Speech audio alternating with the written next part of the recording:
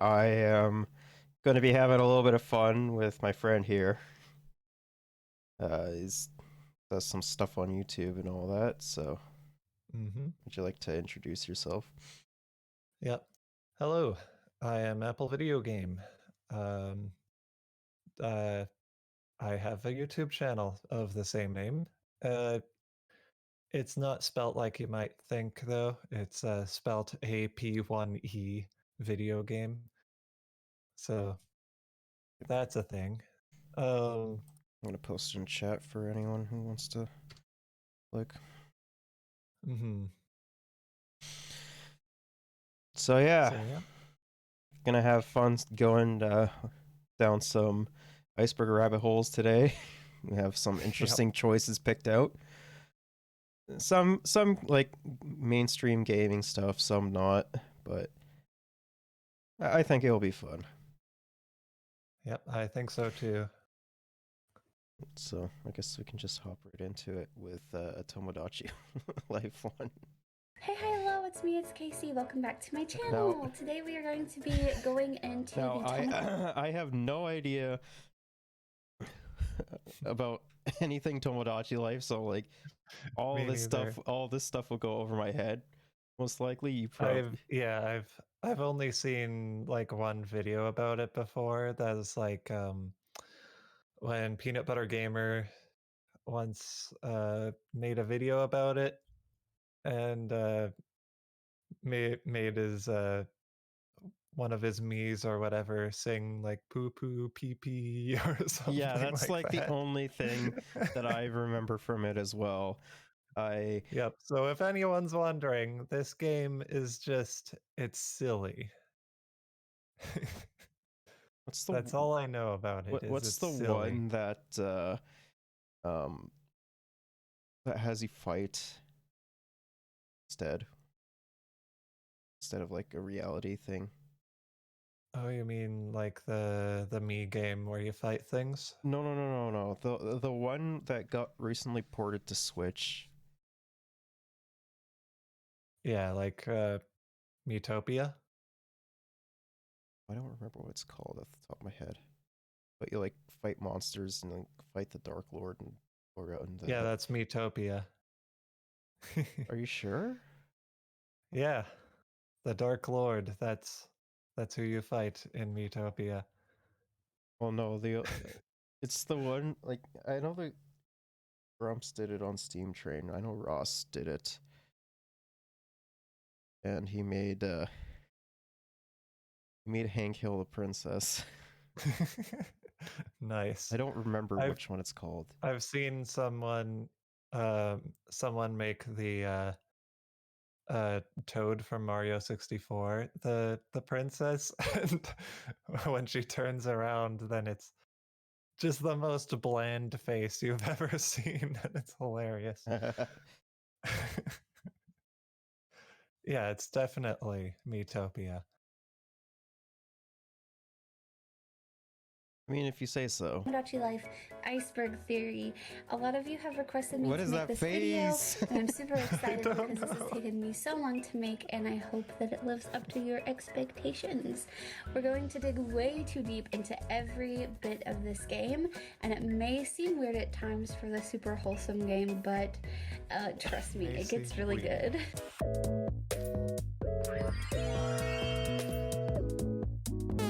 How wholesome is this game meant to be? I don't know. I honestly... It is Japanese. This theory was posted by a Redditor, but so of course it's weird. Fifu2. I hope that I'm pronouncing that right. If not, Japan is a very weird place. Their page down below so you can check out this theory on your own. I apologize if everything isn't correct, but I did want to simplify the Tomodachi Life. Your iceberg chart is usually sometimes just going over iceberg stuff, so let's just skip ahead. Tomodachi Life is a simulation game developed by Nintendo. In this game, you can turn your friends, family, and even celebrities into Miis. A sort of mini sim, like as you in The could already Sims. turn them into You can minis, customize but everything whatever. about your Mii Yep. to create a person in Still its can, Mini too. form. They can Still sing, can on the eat, Switch. fall in love, break up, go shopping, play games, and live their life in a similar It's fashion less to your predominant, own. though, on This game Switch, was though. released in 2014, and even though it's over 6 Have years to old, dig it still into the generates menu a to lot of find it. attention to this day. When you look at the fan-created Tomodachi Life Iceberg, I'll link it down below in the description like I said earlier, you will see at the very top of the iceberg things that we know about the game. The text-to-speech voices, very correct, sometimes pronounce things hilariously wrong. They are Yes, we are very sure humorous aware of that. in their own right, and Yep. can lead to some really weird things happening, that's for sure. So Quirky Questions is where you can ask your Miis literally any question, and there are really no limits to this with the way that the prompts are set up in the game. Oh no. So you can ask some pretty risque questions or some really fun, innocent questions. The 16 different personality types that completely mold your Mii. There are a ton of different personality types in this game. There's being there are way different too ways much that you can thrown fill at out the me. check boxes whenever you're creating your Mii to make So your much Mii's information. personality a little bit more different than the next Mii that is in that same personality range. The relationship mechanics, which are super realistic, your character can fall in and out of love, Super marry and realistic. divorce, have a family, etc. Or if we're talking about What the does actual that chart of mean? relationships that you have with Bro, other, like, or if what we're is talking this? What is this? Like, What does that mean? Yeah. it's very scary. It reminds me of dark matter in Kirby games. True. It is so scary. talking about the actual chart of relationships that you have with other Miis. But it's so It happy. keeps track I of don't care everyone what you're it friends is. with, who you're getting along It's with, gonna who give me you can't nightmares. stand.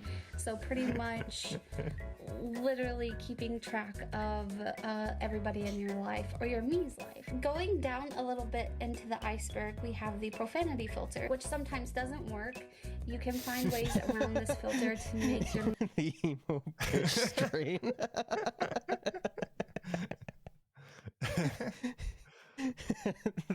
A new kind of Okay. bacteria dubbed the emo bitch strain Has been cultivated in a lab. Me say some really crazy Old things, news. and some Oh, words are that's not funny. censored at all, or you can find a way around the censor. Importware is really weird because it was relevant in the game whenever it was first released.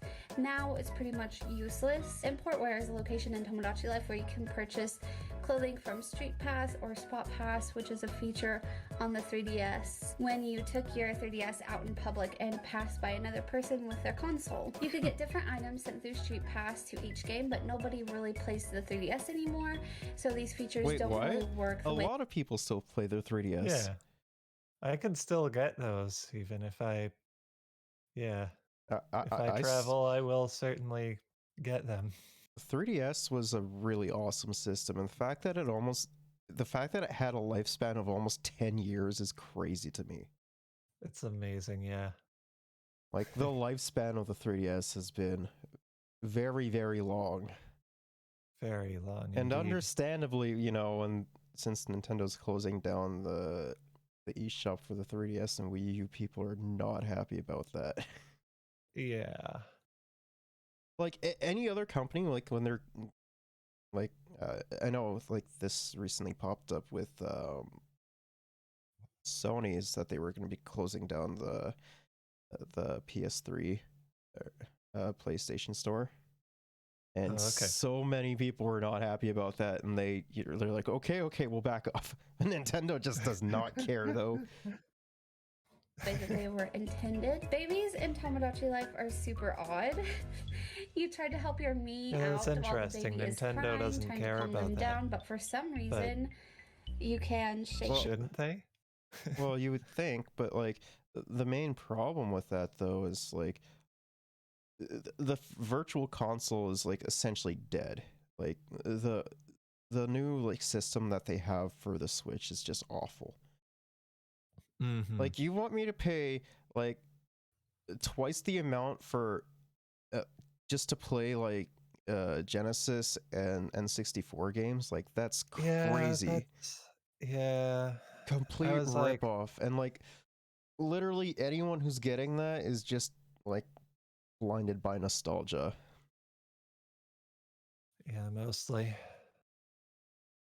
Like, unless you've never experienced these things before and you're going to be playing those like all day, every day for Well, like well, a even long like time. But even when if it that comes wasn't the case, which a lot of the times it wouldn't be the case, then yeah. well, the main problem with that is like you could literally buy an N64 and all those games probably cheaper than the service that they want you to pay for. Yeah.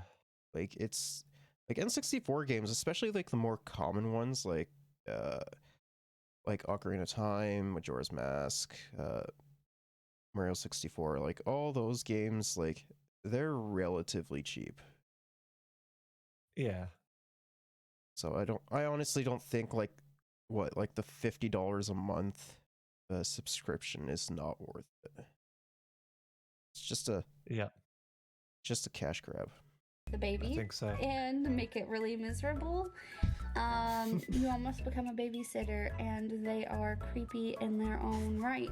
Babies have their own special. Yes, little babies are quirks the most about them, creepiest thing and ever. You can go and visit your knees, and they're taking care of your child. You and at haven't the end seen of the them being a baby or a Sims toddler, babies, you if you get think this these are awesome creepy. photo book that shows. Oh no, trust me, I have seen the Sims babies, especially the alien Yeah. babies. Those Well, are I'm awesome. talking about the person in this video. They haven't seen creepy.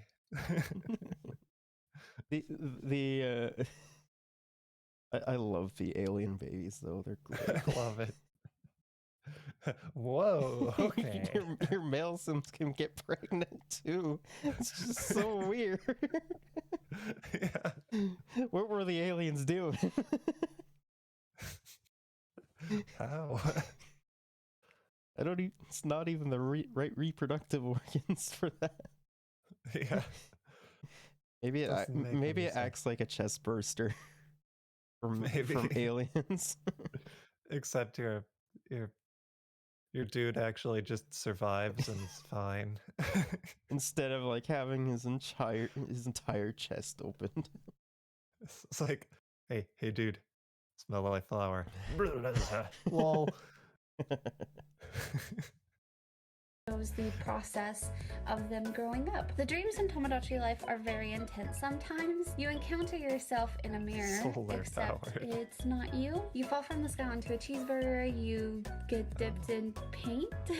Very much nightmare material. And then we have things like marriages and me homes and islander minigames, all very innocent and wholesome for the most part.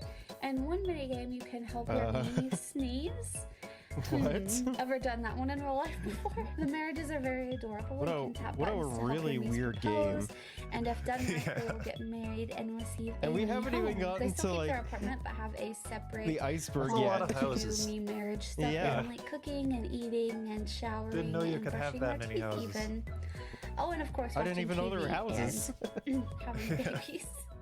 Next is the trash food, I didn't know like either. the molded bread or the spoiled milk, green juice, even the habanero peppers Ew, or the gross. escargot, and so many more. It's very disturbing. It's very disturbing and disgusting. But The it's items that you uber can healthy. feed your Uber me's, healthy. they will eat them. Yeah. They won't turn them down unless they're really full. Kind of like a torture session. Milk so like bad, I've mentioned it's in my Tomodachi practically Life cheese conspiracy theory now. video. The Europe and Japan version of Tomodachi Life are very different. In the Europe version, the voices have an accent. In the Japan version, you can take a bath with another me. Oh, and the me's have very cute Come on, anime. Japan. Come on, bro. Amazing. Like I get that there's cultural differences and everything, but I still think that's incredibly weird. Yeah, that You want- certainly is. You want to come over to my place and take a bath? No, thank you. Blush in the Japanese version. These versions aren't necessarily talked about as much, but they do exist. and I know a ton of people that do have the Europe version. I don't know as many people that have the Japanese version of Tomodachi Life, but they are both very interesting. I sure hope that the European version, they talk like Italians, like, hey, what you talking about? Hey, I'm walking here. Hey. Hey, boss. What's going on? I really hope that would be so funny. And different in their own rights. Now, the deeper we go, the darker it gets. Let's talk about what's underneath the surface of Tomodachi Life. Things that you'd have to play the game to know. These are more intense. During the summertime, your Miis can participate in a barbecue event. Your Miis can make food and chat to each other, but if you leave your game alone for long enough, your Miis will get covered in ash. I've actually made a video about this, and it literally looks like your Miis are burnt alive. It's kind of a red flag there. Charred. It's really spooky, honestly, and a very odd feature to add into the game. To stop this from happening, though, you have to blow away the smoke whenever a cue is given, but you can leave your Mii be, and they will turn pitch black. The burn is one of the things I bring That's up kind of in a my red flag there. Come on, Nintendo. What? It's it really makes sense loud, that it would and be a lot in of people this game, compare it though, if to they would screaming implement it into or anything. just Oh uncomfortable yes, totally. That noises, makes it okay. even crying. A game that It's no one actually a bird played. that circles around the island from time to time, but it's just one singular bird. In Tomodachi Collection, there are more than one bird, but for some reason in Tomodachi Life, only one made it through. The gay marriage controversy was and still is huge. When Oh this yeah, game I was remember first this. Do you remember this? I don't really. Okay, so essentially, like, the only way to get around like the gay marriage thing, or like to have like a gay marriage, is like you would have to lie about like a person's sex in order to do it, and like it wasn't even guaranteed. Like the like, let's say you're making like a gay couple, and that's like in your family or something like that. It wasn't even guaranteed that, you know, they would be together. It would just be like completely random. I think ABG talked about that in his video. I thought that he did. Yeah, I think so. released, you can't marry someone of the same I mean, I'm just saying, if they want to be miserable like the rest of us, I say let them. sex unless you do certain tricks in your game to make this happen. Nintendo did come out with an apology not too long after the game release in America, and they promised to be more inclusive in the future. They never did do an update to make that happen, but they did in fact do just that with their newer releases of Mii games such as Miitopia. But I am glad that Nintendo really decided to be more inclusive in the Miitopia games, and hopefully if there is a new Tomodachi Life game in the future, they will do the same thing. There is a whole article of them apologizing and promising to do better. I will try to find this is the game that I was talking about. Description. The golden And interior is literally Okay, I wasn't the most sure what it was expensive called. item in all of Tomodachi Life. You have to have at least $20,000 to golden unlock this room. item in the interior shop, and that is how much that it costs as well. If you've played this game, you know how hard it is to earn money.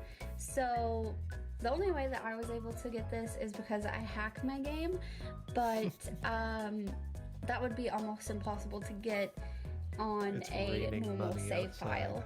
The description states, What was that? It's raining money outside. Yeah. no wonder why this room is so expensive. It's a robber's dream come true. A robber's dream, eh? That's pretty weird. That's a weird way to describe the golden room. The worst or best ever reactions are pretty intense.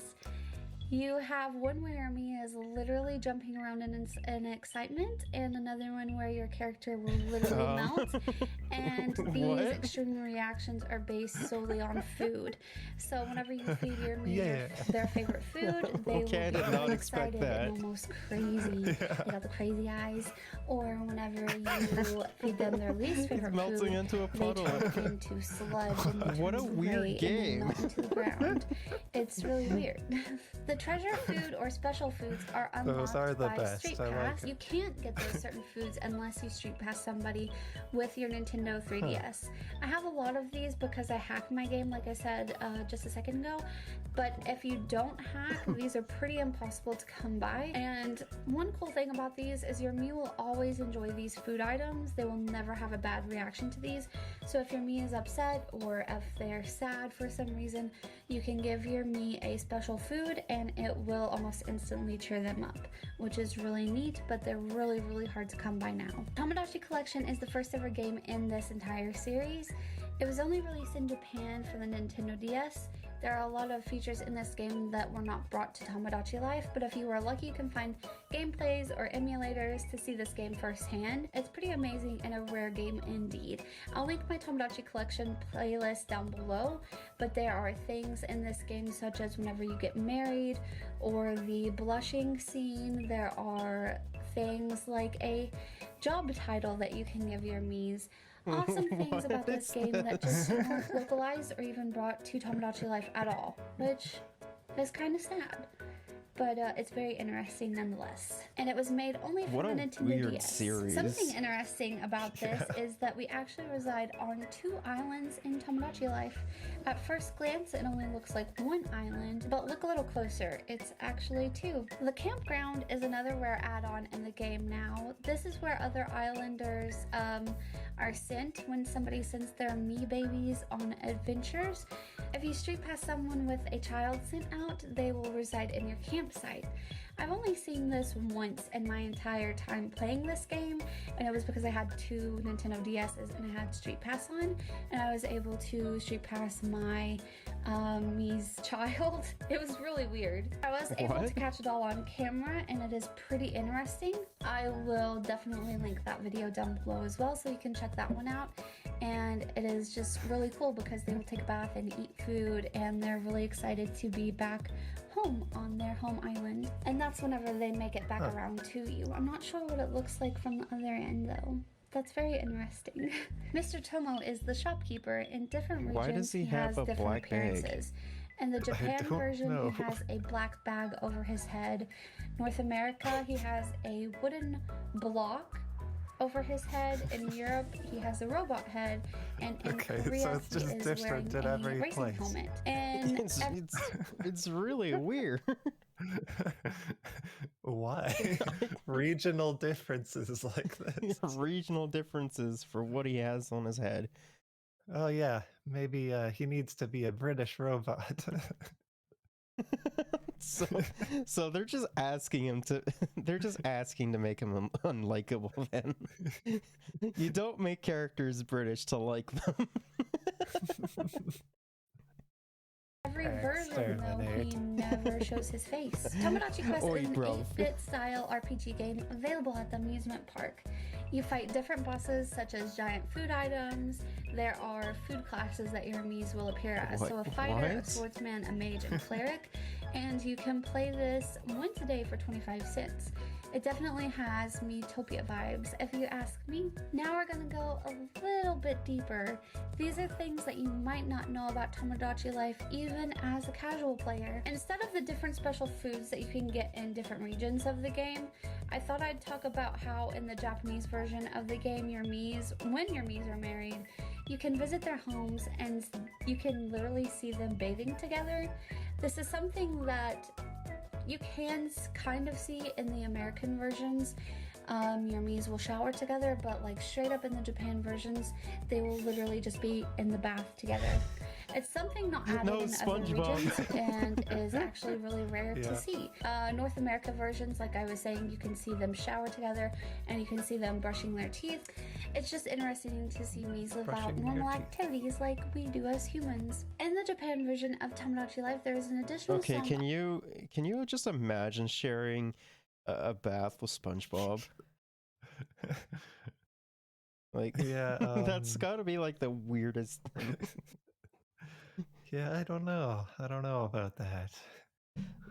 Like, I'm sorry, but I'm just gonna use SpongeBob just as a regular sponge. Yeah, just Oh, let me just grab you for a second. Like that one episode where he had the suds. Yeah. And they were like doing dishes with him and giving someone a sponge Yup. bath. It was, and then he's just magically better. I'm like, I'm surprised that did not make him more sick. Yeah. Option that your Mies can afford called Enka.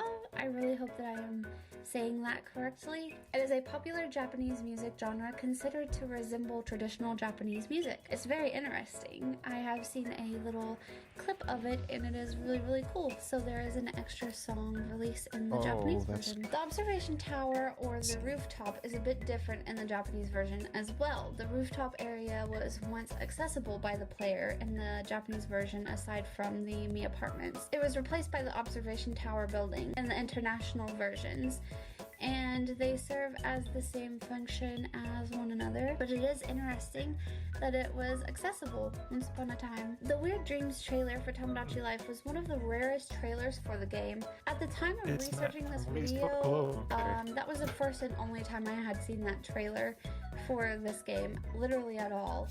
It was weird seeing that so many years later, but nothing too odd, but definitely very rare. The edit wake up exploit is a lot like it sounds. You can't wake a sleeping Mii. Once they're asleep or dreaming, they are asleep until they decide to wake up. But you can use a game exploit to force them to awaken. All you have to do is go to the edit Mii option, change something small about their appearance and save, and then they will be awake when you see them next. I think this is very, very interesting, especially if you want to crazy. Play with your Mii or give them something and you want to force them awake if they're asleep at the time.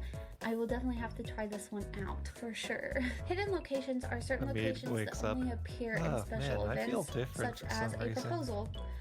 Otherwise, the said locations are completely inaccessible. These imply that the island's map screen may just be a simple view, and the island itself is actually much larger and immersive. So places like the classroom, hotel, the kitchen, the office, the fancy restaurant, and so many more. All of these locations are hidden on the map, but are there. They do exist whenever you are in certain cutscenes or parts of the game. If you listen closely while in the cafe, you can hear that this location reuses Tomodachi Collection music, a huge nod to the original game. Apparently 2 days ago was 69 days until Xenoblade 3. Nice. Nice. Which is something I actually did not know, but is very interesting to actually learn. Now, as we go a little bit deeper, we get into the lore of $10,000 space vacation. Cafe rescues Tomodachi Collection music. Hidden locations. Reuses, yeah. Edit wake up exploit. I thought that was just everything I'm talking about. The game that the average person might not know or looked over in the game. This is where it starts to get really interesting. As some of you may have noticed, there is a brand in Tomodachi Life called Redfort.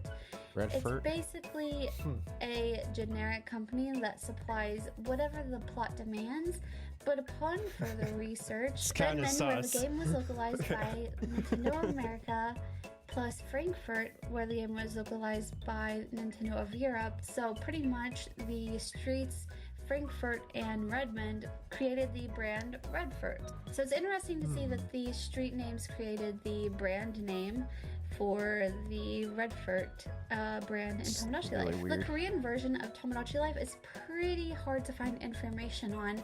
During my research, I wasn't able to find a lot about this game. Unfortunately, the only things that I was able to find were the regional differences, such as Mr. Tomo. Look at all that. I also, they're really going hard on those drums. I found a very rare trailer, and it was so intriguing to watch. I'll link it down below, but so you can watch the entire thing.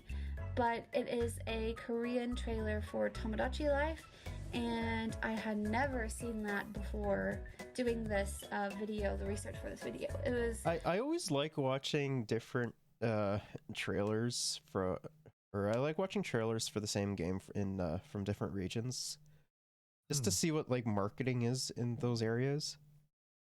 Okay, that's interesting. Because you never here in North America, like marketing is like super aggressive and in your face, right? Oh yeah, and I do not like that. I hate it so much. Like, it is so annoying. I mean, like, granted, like most of that does have to do because like America, it's like they're so focused on like the guerrilla warfare when it comes to that kind of stuff. Yep. It's just crazy to me. Really awesome to see. If you've heard anything about the Korean version of Tomodachi Life, definitely leave a comment down below and let us know, because I'm very curious. The courtyard next to the observation tower is a pretty hard thing to get into. This is where your Miis will skateboard and play basketball and whatnot. The only time I've seen my Miis there is right after I gave them a specific item, like literally no other time, by their own free Damn, will. Snoop Dogg got the moves. Which makes me wonder why it is that they're not there often. I don't know if in maybe your game I wanted to see him somebody else's again. game, their Miis go to the courtyard more willingly, but mine definitely, they do not. The restaurant in the observation tower is something that you can only get to when a Mii is proposing to another Mii. It's extremely fancy and beautiful, a rare experience for sure. When your Miis have a baby, you can take it to the photo studio, and there will be exclusive toddler clothes that will only be available while your Mii is a baby. For example, this really cute duck or chick costume, and they have other different costumes that only the baby can wear for a very limited amount of time, and you can only access those through the photo studio. The islands are larger than the map implies, which makes a lot of so sense there's currently because a the meme. Mii apartment building is huge by itself. Even looking at the beach, you can see it's very extensive and unravels further than it does on the map. It's so large that So there's this bumblebee meme going around about like wanting to eat like KFC and shit. It's so weird. And like the original is like this really gross fat bee just flying in the air with like a really weird face, just singing, and the camera's going all over the place. I'm like, what?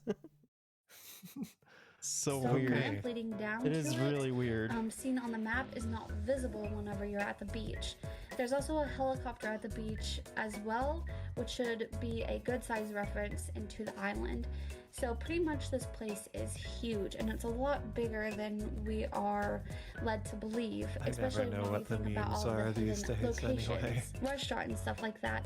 All of that is hidden from our view. I mean, I only know what the leftist memes are. I don't really know too much about the other stuff because I'm kind of normie when it comes to that. When given a travel ticket, all of these locations were removed in the North American versions, except for Guam, which is replaced by Tahiti. Africa is absent in the Japanese version, and the Saharan sand is instead given as a souvenir from Egypt. In the Japanese and Europe versions, the souvenir from Germany is a piece of the Berlin Wall. This is changed in the North American version to be a nutcracker. Wait, that's and awesome, the Japanese though. version, instead of Mii's visiting... Who wouldn't want a piece of the Berlin Wall, though? Yeah. That's a piece of history, and plus that's like kind of awesome. I actually know someone who has a piece of the Berlin Wall. I'm like, so jealous.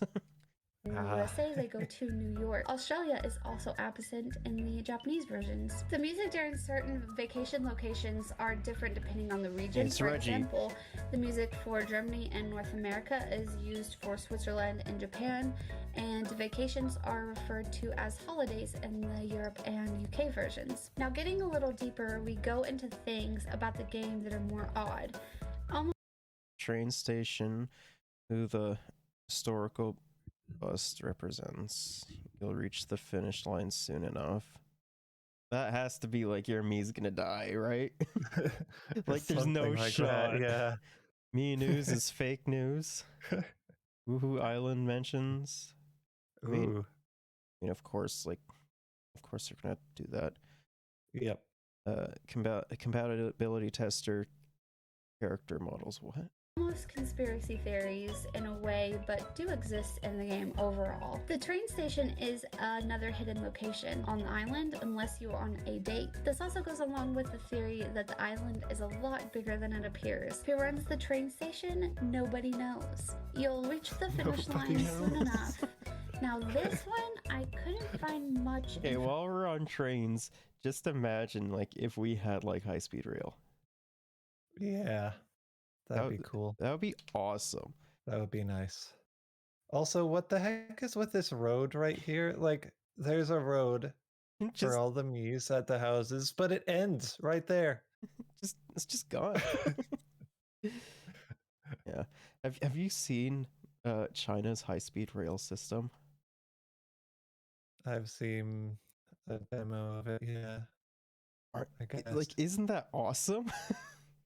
Yeah. Like, who doesn't want that? It's really cool. Yeah. It's really cool. They look really nice. It's like you're traveling first class. Mm-hmm. And the nice thing is that like their high-speed rail is all free. Oh wow. You don't have to pay anything to get on there. That's awesome. Amazing. Why can't we have nice things like that? Yeah.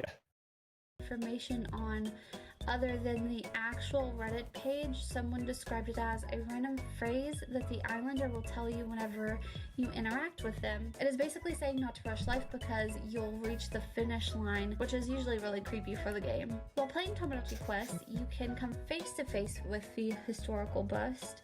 Nobody knows who this is supposed to be, but there's also a mean news about the historical bust, claiming that it has power and is able to cure illness and great things happen. Very unnerving for this game specifically, because it's pretty much claiming that this historical bust has magical powers. Woohoo Island is the island where various Wii and Nintendo 3DS series games take place, and is a large tropical island. It is the only settlement outside of the Mii Plaza controlled by and completely populated by the Miis. It is tropical in climate and has a variety of wildlife. It is said that there is a mention of Woohoo Island in Tomodachi Life. Mario Kart. Mii news is pretty much fake news. The stories are crazy, almost very obviously fake. It reminds me of those news magazines that would claim things like, oh, this is still alive, the emo bitch strains back. Adopted an alien baby. So whenever you really think about Mii news just being fake news, wait, you can adopt an alien baby? What? The compatibility tester character models are pretty odd. When you look closely, they are actually human. What is this? Bro, okay, I'm not gonna lie. I thought that I was gonna get nightmares from the one Mii at the beginning, but no, this is gonna give me nightmares. Like, no. Oh man. Not Mii's. This also takes place in Tomodachi Collection, but a bit more intense during the wedding on Tomodachi Collection. Do they actually do this? Oh my goodness. If they actually do this, this is like the weirdest thing. Like, no. Why? Mii's have human bodies for some reason. Now we are getting into the most intense. Okay, so this is like the bottom of the stuff. Where does the Food Mart's food come from? Deleting babies? Yo. Okay. Glitched Mii voices. Miitopia was based on Tomodachi Quest. I mean, I actually could see that though. That makes sense, yeah. Subterranean island bunkers. What? Are they preparing for like nuclear holocaust or something? Save data deletion. Please don't delete our save data. We'll all disappear or something. It's a monolithic corporation. Honestly, probably. Yeah. Because everything comes from there. The islanders are isolated. Bro, what kind of like American test is this? Like, this has to be like some sort of war test or something, right? Yeah. Interiors are advanced hologram tech. Okay, low key though, if we had like a hologram tech, that would be like one of the coolest things ever. Yeah. These are not nice, these are not human. Islanders will actually turn old when the save file reaches 50 years old. What? Wait, what? I'd actually be kind of surprised by that. Vacations are just islanders posting in their in the photo studio. Okay. The shopkeepers' faces.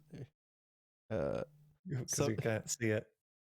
Some dreams are pre-apocalyptic memories of the islanders. You are stalking the stalking them. islanders. Levels of the iceberg. These are some of Okay, the now it deepest gets kind of or most interesting. odd things people have found out about Tomodachi life, Yeah. and it leads to believe that this game goes a lot deeper than most believe. So, where does the Food Mart's food come from? The Food Mart is a building where you can buy food for your Miis. Every day, 5 random items are featured and available in the Today's Items section. But where does the food actually come from? It's made unclear how the food gets to the island, but with how big the island really is, food could come from an outsourced area. Watch as they have like a secret place underneath the island where they just grow all the food. Yeah. In the bunkers, probably. Probably. Shown. It could even come in through the airplane or the helicopter that is at the edge of the map, or it could come through the train station. I mean, like, all that even doesn't seem unrealistic though. Like Mhm.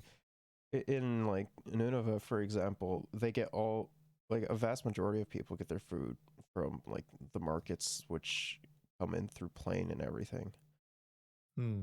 but it's also like stupidly overpriced. Are very plausible explanations. Removing babies Like from 3 the times the game. amount that we pay. Removing a baby or a child in Tomodachi life is not an easy task. It's said that even if you try to delete both of the parents, the game will refuse and force you to have those Miis until the child is old enough to be sent off or become an islander. In a way, you're forced to have So the how do you child. delete the baby I then? wasn't able to find information on how to successfully remove a baby from your island before they grow up, but you can definitely try to remove the parent Miis, but it's said that the game will stop you in that process. So that's a little creepy that you're being forced to have the Mii baby.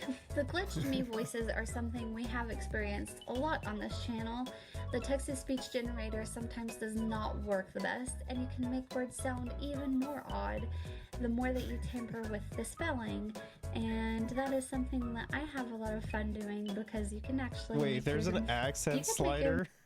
Yep, there is. So like Italian to like Jamaican or something? Like what? Why is there an I accent think it just slider? makes the range on their voices even higher. I think that's all that does. But wouldn't Tone do that though? Maybe. That's so weird.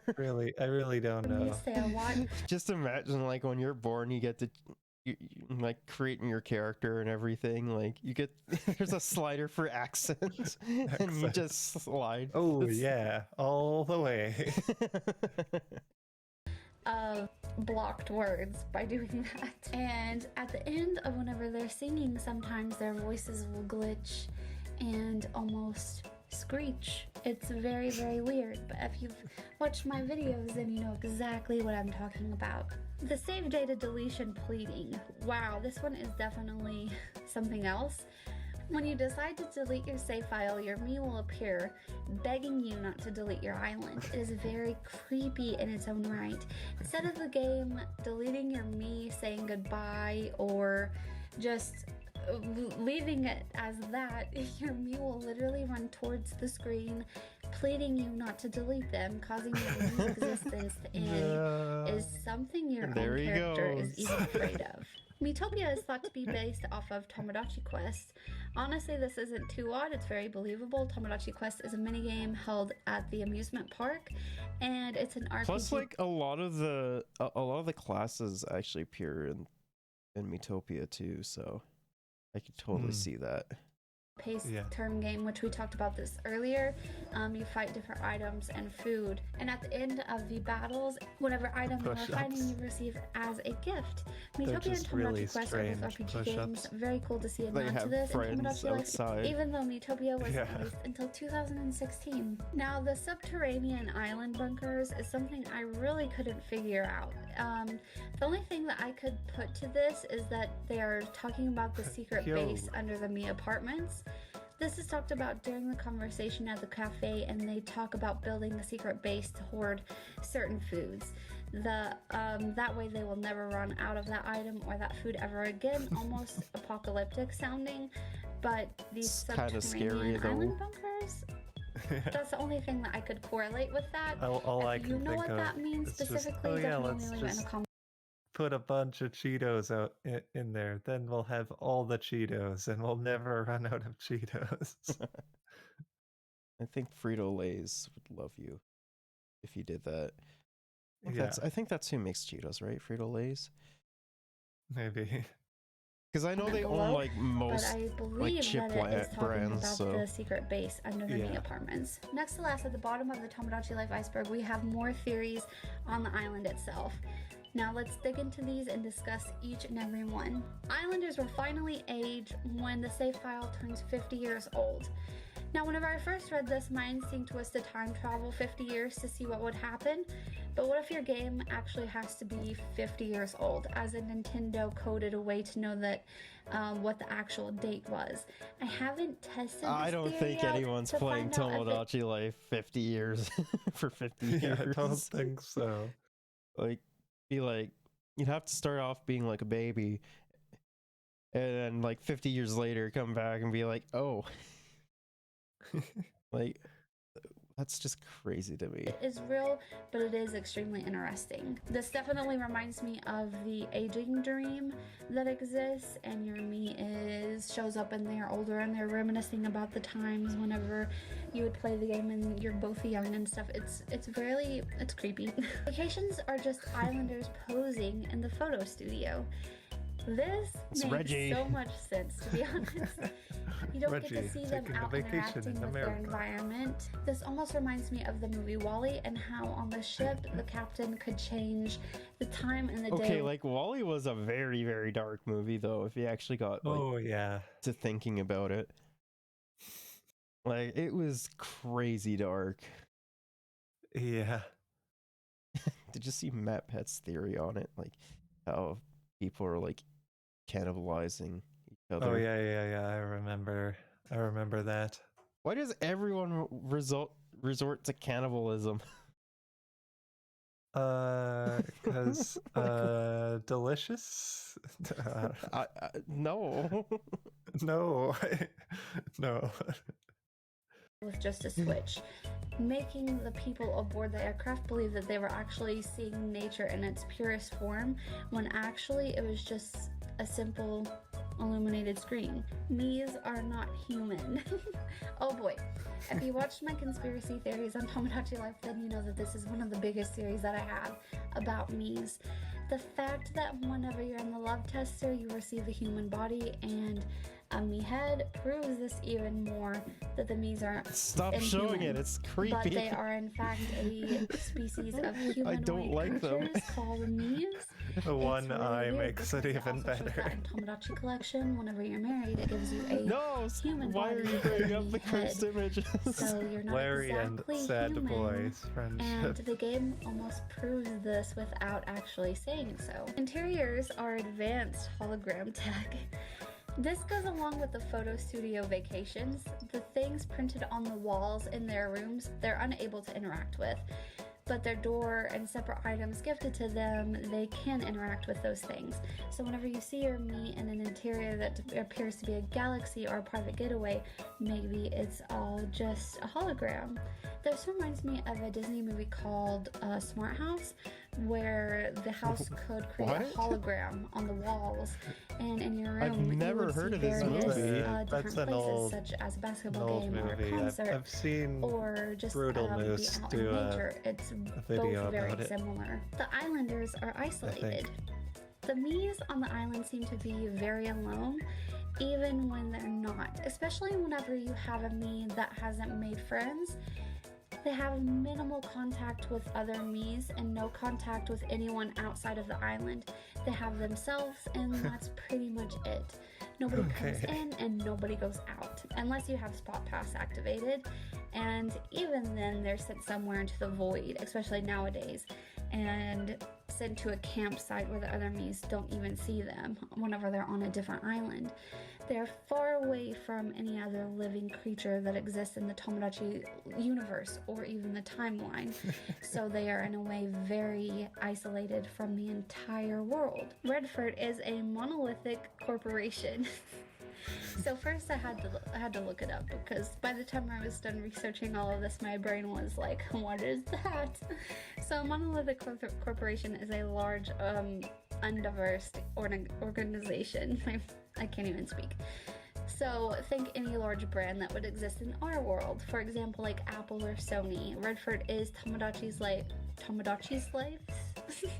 Redford is Tomodachi Life's big company. It pretty much runs a lot of the other brands in the Tomodachi Life world as well.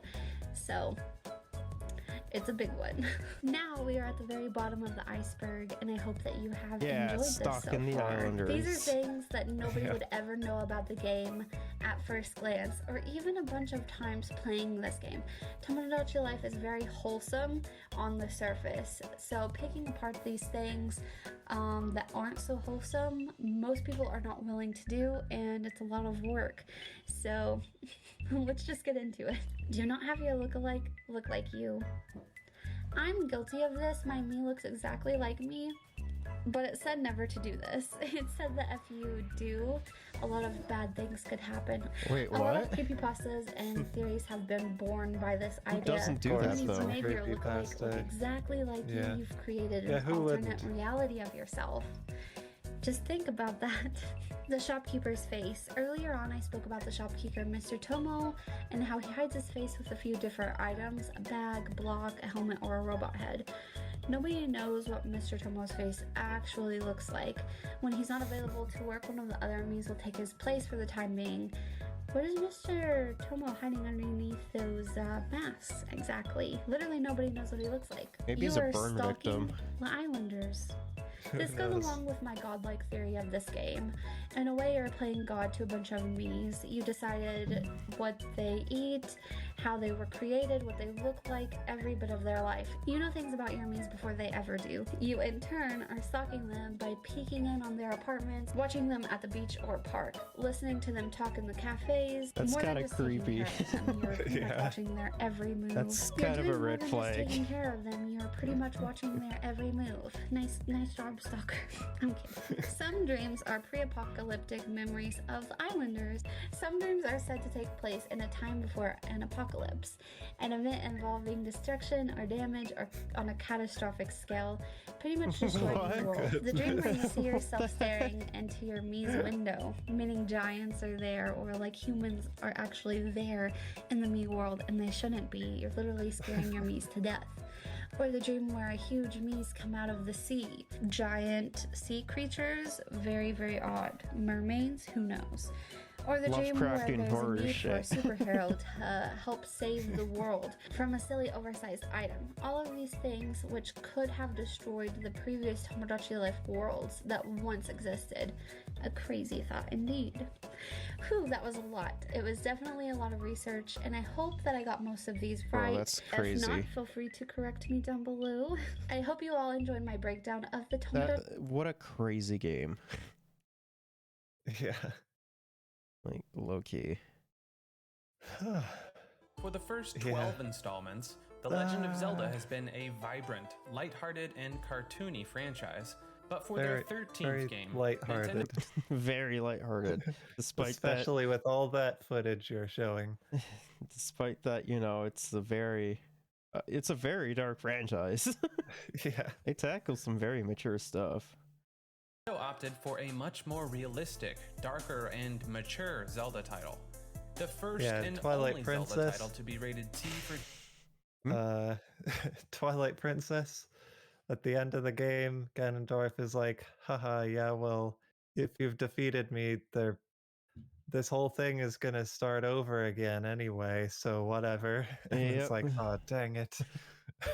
No stopping Ganon. 13 on the ESRB, and ages 12 and up by the PEGI rating system for containing scenes of animated blood and fantasy violence. But and for like- the first time ever, But like, why wasn't Ocarina of Time rated that though? Like Ocarina of Time literally had like blood splats coming off of Ganon at the end of the game. That was an earlier time. The only two mature rated games on the Nintendo 64 was Conker's Bad Fur Day, right? Conker's Bad Fur Day and Perfect Dark. That's it. Both of which are awesome. Yeah, Perfect Dark, not any more realistic than GoldenEye, Yeah. which The released States before. received a Zelda console game before Japan. This is The Legend of Zelda Twilight Princess Iceberg.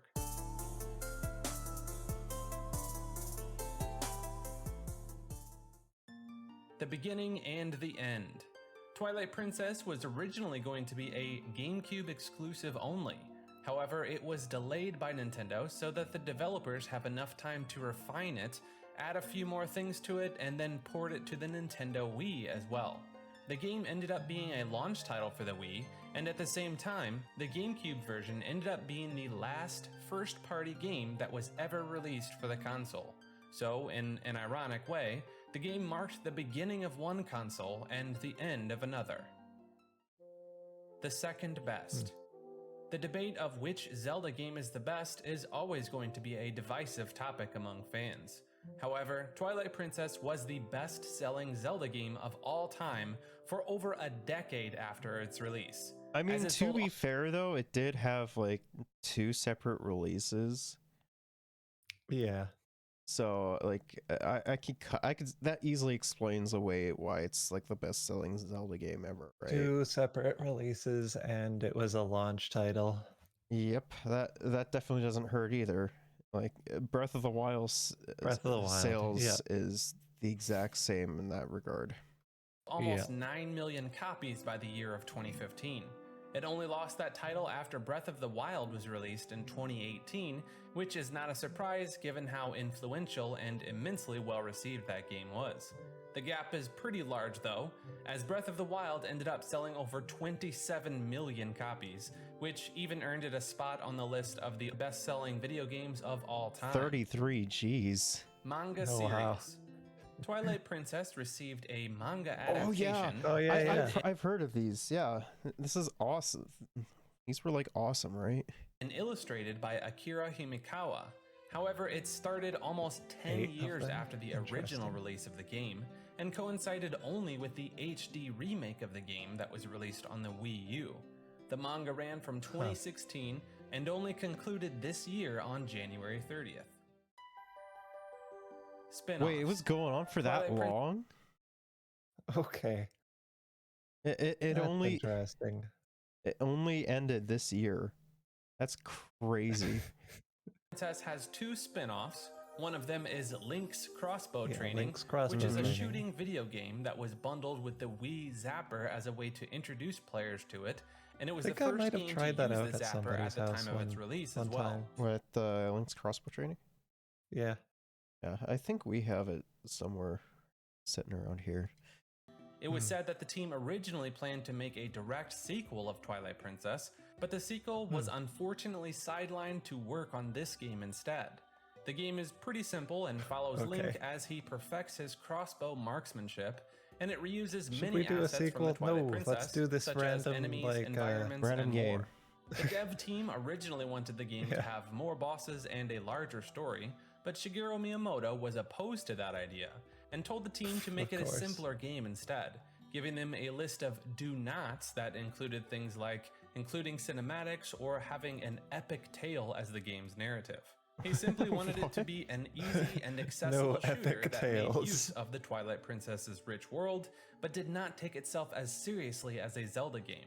The game is also one of the only 6 Zelda games that have Link's name in the title, others being Honestly, Adventure this of is, Link, like, Link to the it's Past, fine, Link's though, Awakening, 'cause, A like, Link Between Worlds, It's and just Link it's Faces just of funny Eve. that this game The other exists. spin-off of Yeah. the game is called My Nintendo Picross: Legend And of it's Zelda kind of fun. Twilight Princess. Picross? Long title. It was made Picross. to accompany Picross. the launch of the My Nintendo never heard loyalty it program called and was a Picross Picross puzzle before. game developed for the Nintendo 3DS. There are no more Picross, spin-offs for this dude. particular game in the series, but Midna, Zant, and Agatha, all appeared as playable warriors in the Hyrule Warriors game, Yeah, I've which was a definitely played crossover game that brought together Picross many game. Legend of Zelda Have you? characters. Yep, it's on my 3DS. The Lord of the Rings. Huh. I The haven't. original Legend of Zelda game was inspired by the legendary author J.R.R. Tolkien. In the Lord of the Rings novels, which inspired the Tolkien. developers and helped them create the world in which Link embarks I on really his like adventures. Tolkien's books. Twilight Yeah. Princess, on the other They're hand, really good books. is inspired by the Lord of the Rings movies, which had just come out at Hot take, I think the books are better than the movies. Oh wow, such a hot take. Okay, fine, lukewarm take. Yeah. the time of the game's development. Like I don't like how they split up the Hobbit into 3 separate movies. Like it should have Yeah, been one it should have standalone been movie. There was so much filler in the one. movies. I would were have very accepted popular. 2. The 2 would have movie, been since okay. it 3 is is visually 3 is too remarkable, much. 3 is alongside pushing it. being a general great story like the novels, helped the developers to envision a new world for the game that had a good blend But I of like the fantasy original and realism combined. Lord of the Rings Unlike movies. the cartoonish Yeah, they're Wind really Waker good. that had come out before it. But that also makes sense though, because they were What could they were trying to or there was like 3 separate books, so it made sense to do one movie based off of one book. have been? Yep. Twilight Princess is made from the same team that worked on The Wind Waker, and the game was first titled The Wind Waker 2. It was going to have similar cel-shaded graphics, and it wouldn't have been too different from the previous game. However, Nintendo of America spoke to the game's director, saying that they believed the sales of Wind Waker were too low because of its cartoonish appearance, and that such an art style would make people think that the game is meant for children. Except that like Wind Waker is like one of the darkest games in the series. Yeah.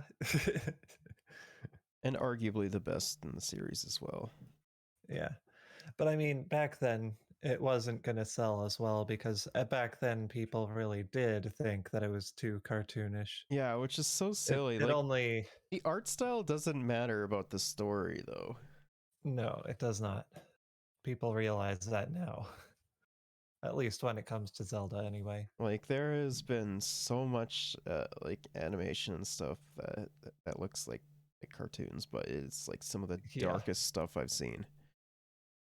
Concerned after hearing this feedback, the director, Eiji Aonuma, wanted to create a realistic Zelda game, but Miyamoto was a bit hesitant about the game's presentation being too different from the rest of the franchise. And Miyamoto, eventually, stop- the team settled on trying stop to add doing- innovative features stop to the game putting your to make hand it into stand out rather everything. than making it overly realistic. There is no bad ending here for anyone, because The Wind Waker did receive a true sequel on the Nintendo DS later called The Legend of Zelda Phantom Hourglass, which maintained the cartoonish art style of its original. Yep. Gateway I like to the sequel Homebrew. to that The sequel better. Nintendo though. version of Twilight Spirit Princess Tracks? has a buffer Yeah, I overflow think Spirit Tracks is vulnerability better. that gave birth to an exploit called the Twilight Hack. This hack allowed an execution of custom code from an SD card on the console with the use of a fake save file that would cause the game to load unofficial code. This code contained software in the ELF format, and that allowed users to run homebrew applications directly on the Wii console. Future Wii updates eventually stopped this from happening, and the vulnerability was patched out over time. Maker. But of course, Homebrew Yes, is... Rom. Remember to remind people to do. Honestly, like Homebrew is like really nice though. Yeah. It's like it's My big brother has that on his Wii because like it's an old Wii. And yeah, it's really good.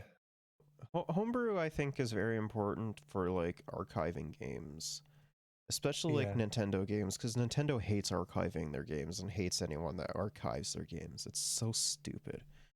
Yeah. Well, it's not so much archives, it's more distributing the games. Well, 'Cause a lot of them most of the time, if you want to archive a game, it's because you want people to be able to play it. yeah, like and generally that's how people approach like Homebrew and stuff. Yeah. Do the algorithm thing. Rom, they already know to like and subscribe and leave a comment. You are welcome. ungrateful son of a... Twilight Princess HD. The HD remaster of Twilight Princess has more than just better visuals. The GameCube version of the game's controls were carried onto the Wii U version gamepad, and certain tweaks were made which improved certain things like the underwater gameplay of the game. Some of the cutscenes were sped up, and I didn't really have too big of a problem with the cutscenes or the underwater gameplay, though. In which version? What was it saying? This is he's talking about the HD remake. Oh, And how okay. they tweaks like some underwater controls and like sped up some cutscenes. I personally didn't Yeah, have that's... I personally yeah, didn't I have didn't a problem, have any problem. with either of those, to be honest with you. things like collecting Tears Me of neither. Light were reduced to avoid repetition. And lastly, the Wolf Link amiibo was created for the game that unlocked in-game content and could carry some of the data over to Breath of the Wild as well. There were also several other Zelda-related amiibos that were supported by the game, such as Link Definitely and have Toon that, Link amiibos, which that Wolf replenished Link arrows. amiibo. Zelda and Sheik amiibos restored Link's health, and a Ganondorf amiibo that forces Link to take twice the amount of damage he would normally take. Which combined with the hard Cut mode content makes and it 4 issues. times the amount The of Legend damage. of Zelda Yep. Twilight Princess has a bunch of cut and unused It's definitely content, one of the cooler as well as some aspects issues between the of different amiibo versions usage as outside well. of Smash. First of all, the Wii version of the game was rushed, so it could come out right alongside the console's release. As a result, it had a number of glitches and did not have the Canadian French and Latin American Spanish translations. These missing features and fixes were only applied with a patch in early 2007. There is a debug room that was accidentally left intact in the game. In the 1.0 release of the game, it can be accessed in the Cave of Ordeals by putting out the torches on a floor with the Gale Boomerang. That unlocks a lower floor, and it allows you to easily traverse the cave system without having to fight enemies. There is a conventional debug mode as well Interesting. that can be accessed by manipulating the ISO file on the GameCube version of the game, which has several things that players can mess around with. A Canon Glitch in the basement of the Sanctuary in Kakariko exists in version 1.0 of the Wii port. When you go there and Shad is present, save your game and quit. When you load back in, you will be permanently trapped in the room with no way out. The game warps Shad to the top of the stairs, and the game thinks he can still see you, which disables your ability to warp the cannon out. What? There are also 2 glitches based on warping. Yeah. The first one is related to the underwater gameplay. In general, warping underwater is restricted, but due to a glitch, the map's screen warp button isn't disabled, and that allows you to warp underwater. Doing this under specific circumstances soft locks the game. The second one is a map glitch that makes it possible to interrupt And I Midna's love the warp iron sequence, boots in this game. and that disables Have I ever several told loading you zones around the how map. much I like the iron boots in this game? Well, yeah, the iron boots in Twilight Princess are actually very they have more than one purpose, which is really nice. But also, I can mess around with cutscenes using the iron boots. Yeah, if that's Link has to run, then he goes ka-chunk, ka-chunk, ka-chunk, ka-chunk, ka-chunk, ka-chunk. yeah, it's great. Although And also certain you ways to can do this were fall from a patched great out, height it's still one of the much glitches that are faster by possible using the even in iron some of boots. the later Yep. revisions of the game, It's just through fantastic. different methods. Furthermore, unrelated to warping, there's a glitch that allows you to reach a loading zone from the North Hyrule Field to Upper Zora's River in the North American Wii port of the game. Another glitch allows you to freeze the game while starting a Snow Peak surf race by standing next to Yito and hitting the leaf tree with the Yito. ball and chain. This Yeet. causes Yito Yeet. to initiate conversation about the race, but since the leaf falling cutscene gets interrupted by Yito, the game completely freezes. Then we have an Iron Boots glitch, where you can unequip the item just when Link is getting pulled towards a magnetic surface. This makes it possible to walk around as if Link is still wearing the boots at his normal speed. Wow, This okay. glitch was fixed for most versions, but can still be pulled off in some of them. Lastly, That's actually you kinda can skip awesome. the postman cutscenes because the triggers for the postman makes are it so even little better. that you can just jump over them completely. Like most other glitches, this was Oh, yeah. eventually patched out. The game has a long Remember- list I've of definitely heard of the long A jump or whatever it's called. Oh yeah, no, speedrunners use that. Yeah, they use that all the time. Remember how I've even done it myself. remember how you could kill the postman? Twilight Oh Princess. yeah, it just falls down. He falls off of Hyrule Field and just soft lock the game. Awesome. Unused content, some of which is Hey. still left inside the game's files. There are unused areas, such as the Throne Room folder, Link which just has an stands there area for called eternity. Room 10, which has a unique Zant actor and a cutscene.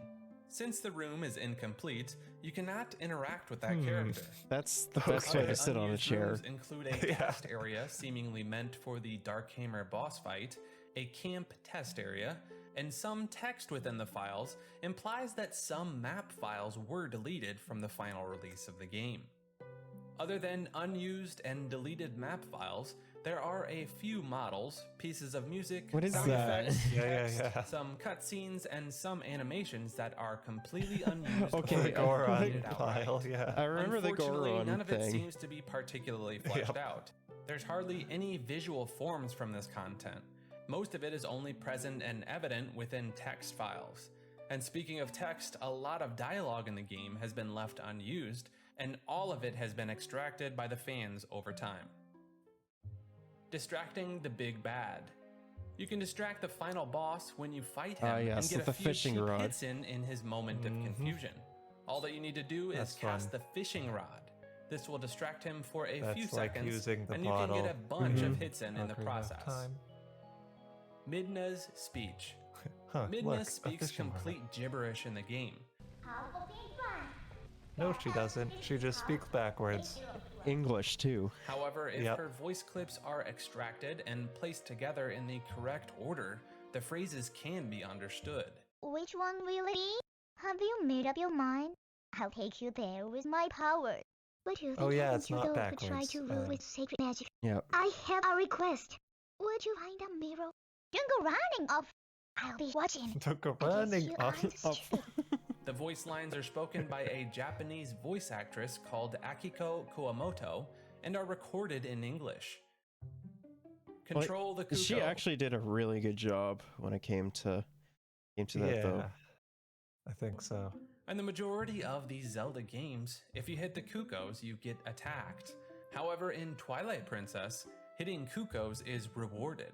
All that you need to do Oh, is yeah. get 8 hits on the Kuko, and this will give you And the then ability to temporarily get to play as control the it for a chicken. short time. Okay, wait, what? I definitely discovered that when I first played the game. I didn't even know about that because usually when you attack the Kukos, they want to, kill Usually, you. that's what I thought. I was thinking, oh, okay, I better check this.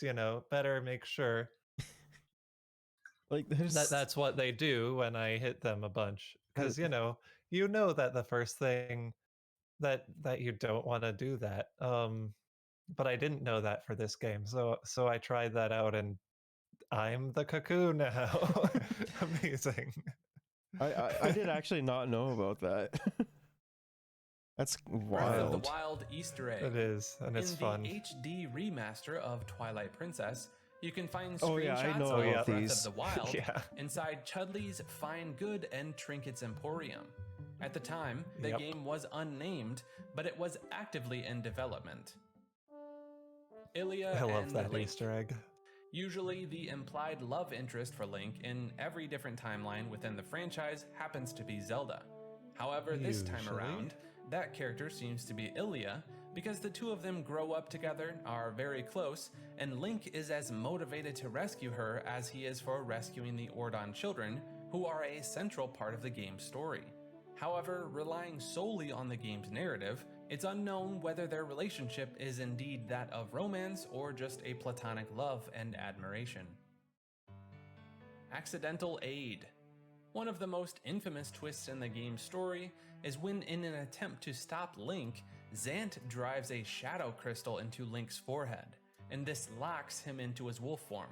But what he didn't expect was that soon afterwards, Wolf, Link, and Midna find the Master Sword, and its power removes the shard out of Link's forehead, which makes him a normal human being again. But that's not all. Midna realized that the shard, now separate from Link, can help him morph in and out of his wolf form at will. This proves Every to be time you want to shift it or change into Yeah, just wolf, stuff that in there, you know. just shoves it into her skull. Ah. That would great be really upgrade for the painful. hero, and is one of the key Yeah. contributors to Link's victory against Zant and Ganondorf. Heroism prevails nonetheless in most fantasy tales, but the path may have been more difficult for Link were it not for Zant's stupidity. I'm the monster? If you change into the Wolf Link form and start to go around the Hyrule Castle, the townspeople will start screaming and run away from you in fear. Going into the town square eventually causes the castle guards to appear, but they will be too afraid of you as well, just like the average civilians. Attacking them will Yep. cause them to And drop then just, various items like yep. hearts, rupees, and arrows, Oh, and go away. hilariously, the postman will hunt you down to give Link his mail, What? no matter what, Oh, yeah, even yeah, if yeah. it's in his wolf Yeah. form, which makes no sense since the town people shouldn't be able to recognize him like that. This is most That's likely just an the oversight postman. in the He's game's just, he programming. knows. Ilia's Amnesia. Hey, what? One of the most How do you know commonly it's discussed me? theories for the Twilight Princess is related to Ilia's amnesia. The question of how she lost her memories When you see just me, by please being do hit not with run. an arrow comes up quite often. Especially You've run since it's away not from like me. the arrow hit her head or anything. Half of the fans say that the arrow that she was shot with was in fact poisonous, which eventually affected her brain. And the other half simply say that the amnesia can be caused by traumatic experiences, which includes other health-related things like strokes as well. So the physical and mental trauma she went through must have caused the memory loss. And last but not least, she fell into the fountain, which usually have rocks, so she might have hit her head there as well. There is no official explanation from Nintendo, so anything sounds plausible enough. The Unnoticed Barrier. People often wonder why the people in Yeah. the Hyrule Castle town don't notice the barrier around the castle.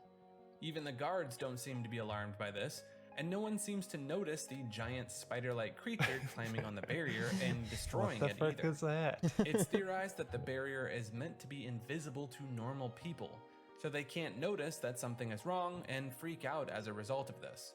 Some people in the town do seem to sense that something is wrong, like how Goron mentions that the air around the castle feels funny, and someone in the marketplace mentions that it's odd that Princess Zelda hasn't made any public appearances. But all of these are speculations, and the civilians just seem to be kept in darkness, possibly through magic rather than brainwash of any kind. Midna's awareness. One of the darkest theories about the game is how little Midna seems to care about the fact that the shadow beings Link kills throughout the game were once just innocent members of the Twilight. However, Well, some of it's them implied in the are game that humans. people from Hyrule can be turned into Twilight creatures as well. So Midna might just know that these shadow beings are from Hyrule and does not care about people that aren't hers. But then this means that Link is killing his countrymen instead and doesn't seem to be affected by it. But there's an explanation for that as There's well. nothing. The hero of Nothing A to Link be the done. Past Yep. kills mind-controlled knights, so Link generally doesn't seem to care much about killing possessed people. Lastly, some people believe they are indeed Midna's people, but it would have just made the game too dark if she constantly seemed depressed about it. She knows that killing them is necessary, so she doesn't make a big deal out of it and lets Link do his job.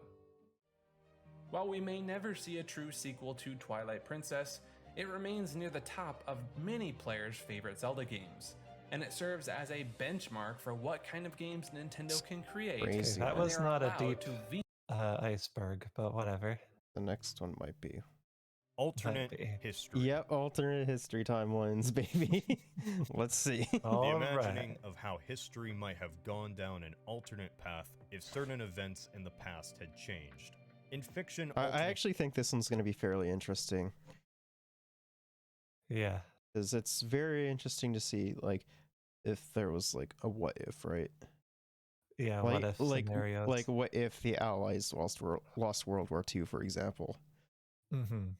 Like, history has been used to create. I think unique and Wolfenstein does a pretty good strange job on worlds that, though. That are unfamiliar to us. Yeah. Throughout the history of science fiction, there's been so many alternate history timelines imagined by different authors and creators. And what better way to talk about all of them in a general fashion than an iceberg video?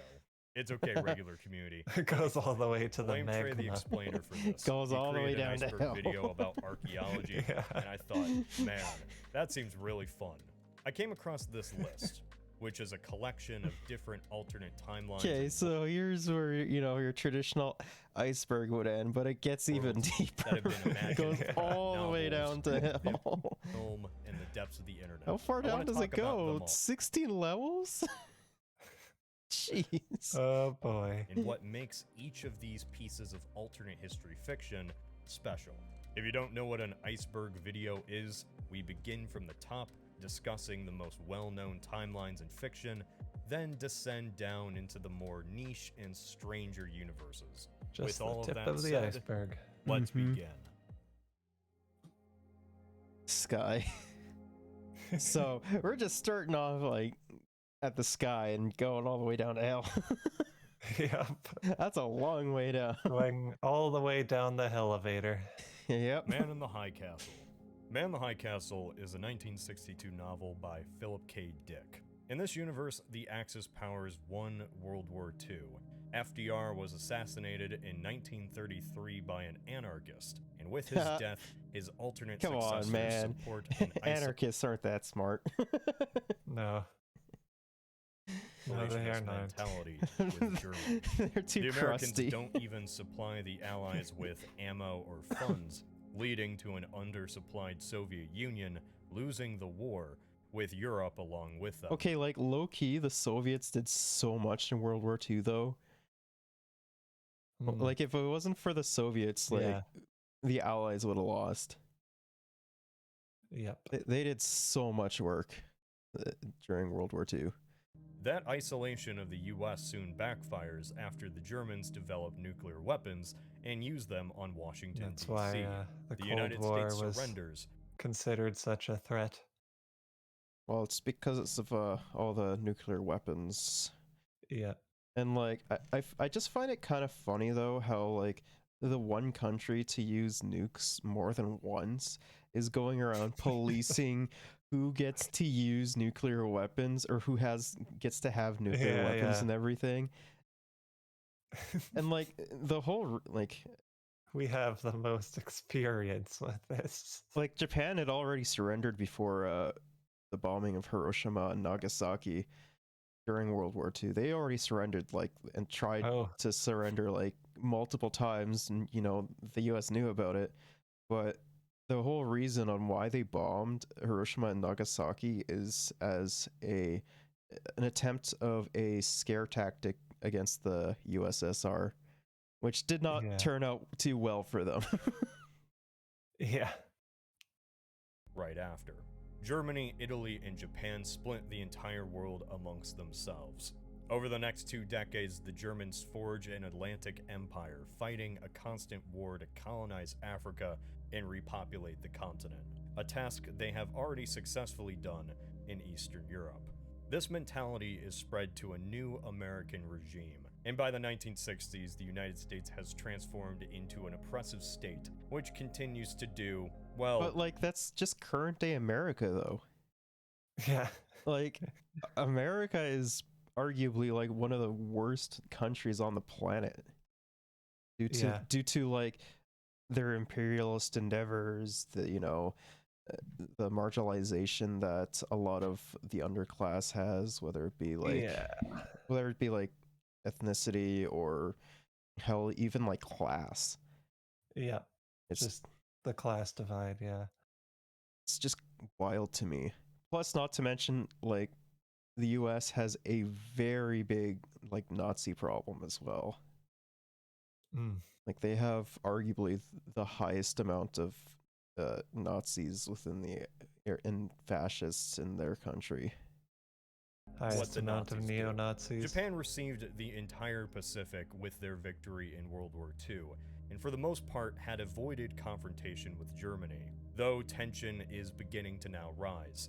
With the story set in America, we see how the US has been split into 3 distinct nations. The entire world hangs in the balance as the Reich moves closer to launching a war. The years of rice and salt.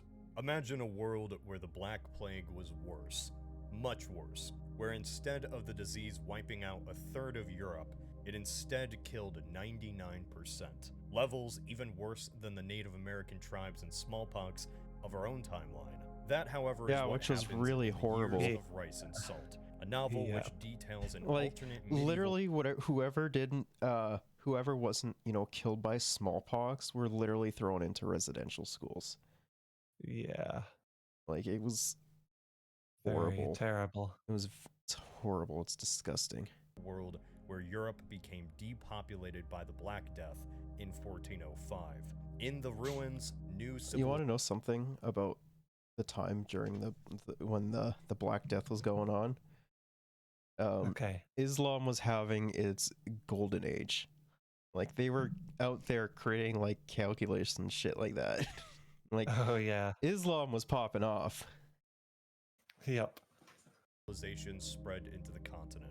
One where Europe is now populated by the descendants of Chinese and Islamic civilizations that now compete over a depopulated continent. The Chinese Ming Dynasty discovers North America. This kickstarts an alternate age of exploration between the Chinese and Muslims. Yet the natives of America effectively fight back against their colonizers. For the most part, the world at a time is split between Dar al-Islam, controlling most of Afro-Eurasia, with the exception to East Asia, who remains within Chinese control, whose Pacific Empire reaches even to Australia and the coasts of the Americas. North America largely remains in control of the Haudenosaunee League, an alliance of native tribes, while the Indian Ocean Okay, is a like that actually, like the whole North American thing actually sounds better than what we got. Yeah. Like, That does. like the colonizers like would hypothetically come from like China or the huge continent of Islam. Like, yeah, no, the natives still have a crap ton of control over their land Yeah. compared to That would have been. what the Europeans did. hodgepodge of various states united in their independence from both Dar al-Islam and China. Coincidentally, in what we would call 1914, this timeline's equivalent of a world war also begins. Muslims in Western China rebel, which brings on a conflict between the Islamic and Chinese superpowers, leading to a super conflict that spans 60 years, a multi-generational conflict which encompasses continents. It goes on for so long, in fact, that most people forget why the war even began in the first place. By the end That's of the war, crazy. in what we would call 2002, the great Yeah. empires have largely collapsed and are replaced by a string of nation-states. The Two Georges. The Two Georges is set in a world where the American Revolution didn't happen, and instead both George Washington and King George III just shook on it. Because of an agreement, the 13 colonies remain within the British realm. By the modern day, the continent is united as the Baffin Island? Nope. This is all Baffin. And here's Canada, right there. Yeah. And we're Ontario. Oh no. Quebec largely stays the same. Brunswick, New Scotland, Yeah. Massachusetts, The Newfies are just, they're fine. Newfoundland's okay. Saskatchewan got bigger though. And Alberta's, Yeah. Alberta's, Vancouver, Oregon, Mississippi, Missouri, Phoenix, Upper California. What happened to Lower California? Oh, there it is. Lower California, tiny little. Okay, good. Little thing. Florida. They decrease the size of Florida. Florida. Good. Good. That needs to happen. Now Florida man doesn't have as much power. But Florida man still sets raccoons on fire as pest Yeah. control. North American Union. Slavery under the British was made illegal in 1833. As it and this rightfully leads should to a be. much more prosperous black Yes. community in the United States. with a predominant and influential middle class, while the Irish remain poor. The plot actually revolves around a painting of, you guessed it, two Georges. A symbolic piece of American history that is stolen by an Irish patriotic terrorist group who aims for American independence away from Britain. The world is stuck in a balance between three great powers: Britain, the Holy Alliance, as in Spain, and Russia. As well, the Austrians are a major European power, as Germany never unifies. The concept of nationalism itself also didn't really take off, as the French Revolution was successfully crushed. Overall, the world is mainly more British. The British have even conquered China, the entire Middle East, Okay, along with all the that would actually be very surprising. Like, British Yeah. conquering China, like, China literally just threw people at the problem. Yeah. Like, There's no shortage of that. like, but like, I'd argue, like, China is doing really well right now. Yeah. They're, like, experiencing their, like, 60s and 70s right now, which is crazy. Regions they did in our own timeline. The state of the world pretty much stayed the same, or at least followed a logical path if you ask somebody in the 18th century to imagine what the future of the world would look like. Fatherland. Fatherland is a novel also set in a world where the Axis powers won World War II. In this universe, the push against the Soviets was much more successful, and the British surrendered after an extensive U-boat blockade starved out the population. In this world, while the US did still use nukes against the Japanese, the Germans, thanks to an extensive spy campaign, copied the American... But, like, what would be the point of the US using nukes against the Japanese, though? Yeah, I don't know.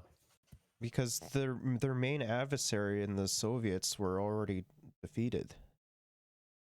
So they wouldn't need to, right?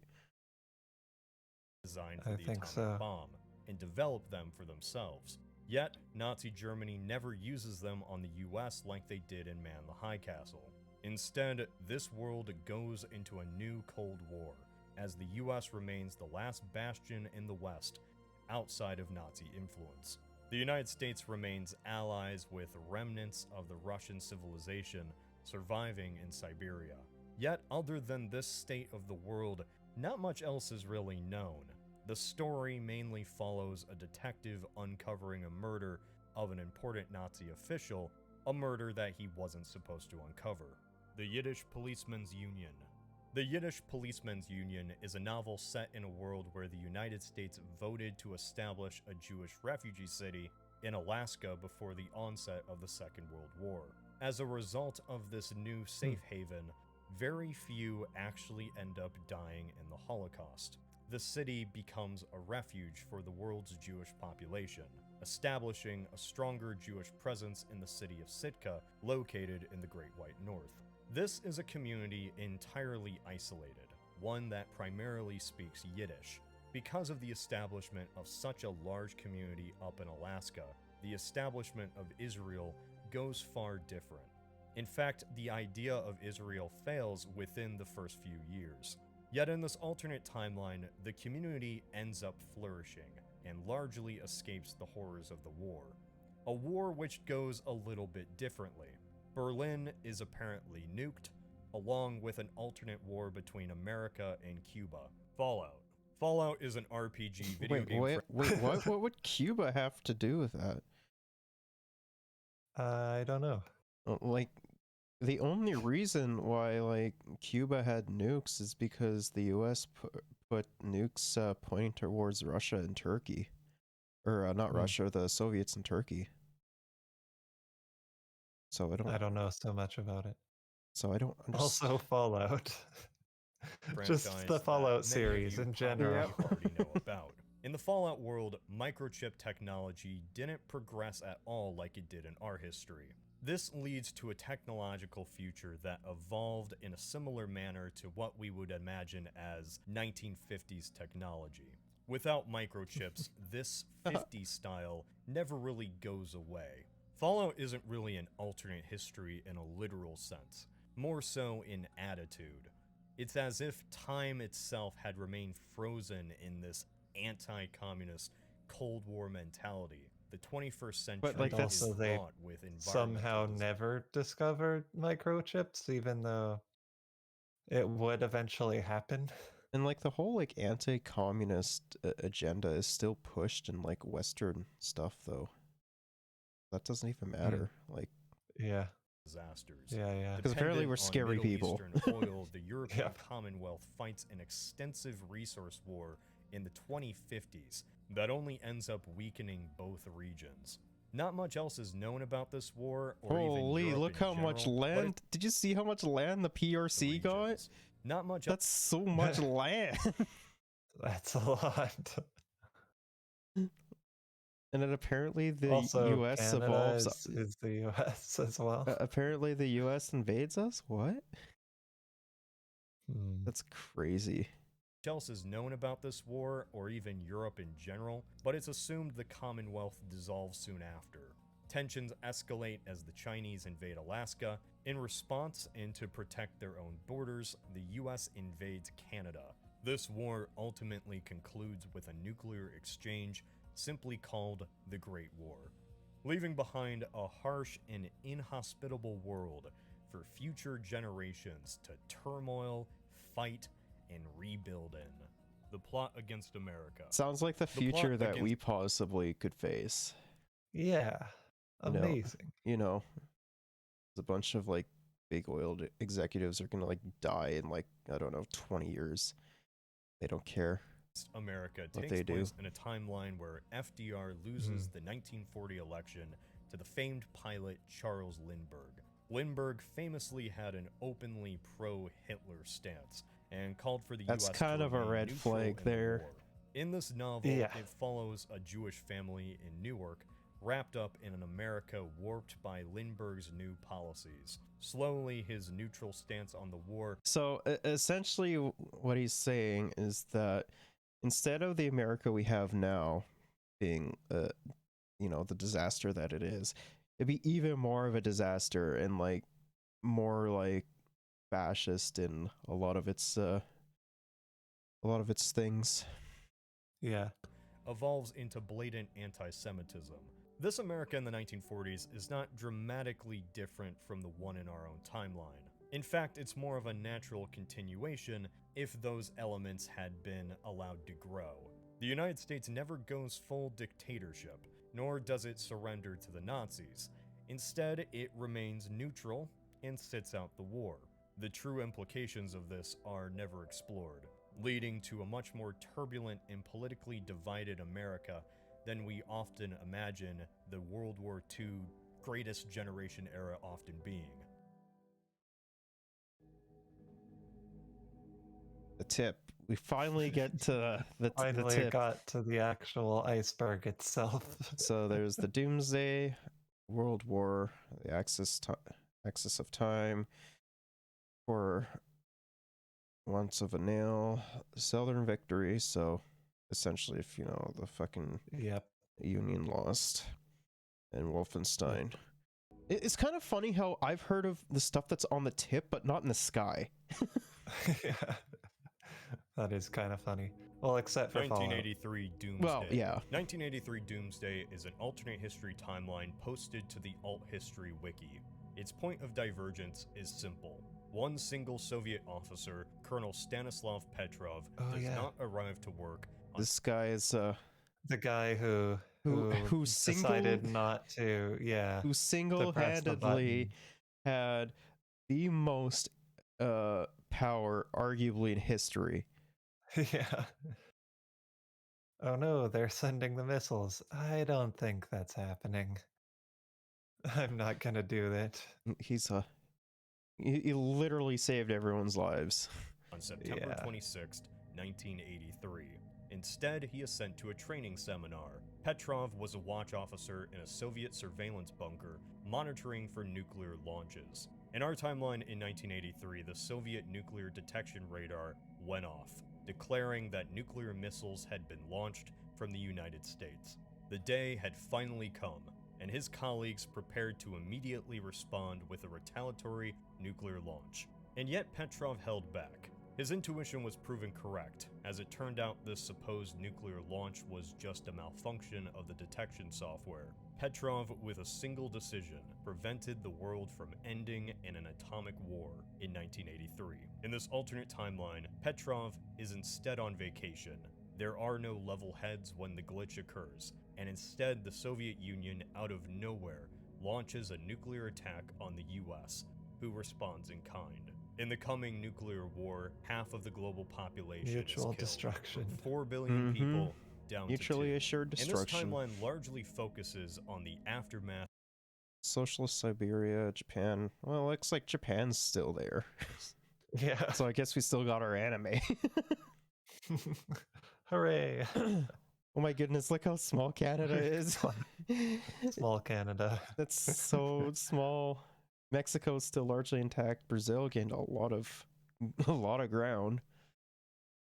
Yeah. Chile actually gained a decent amount of ground too.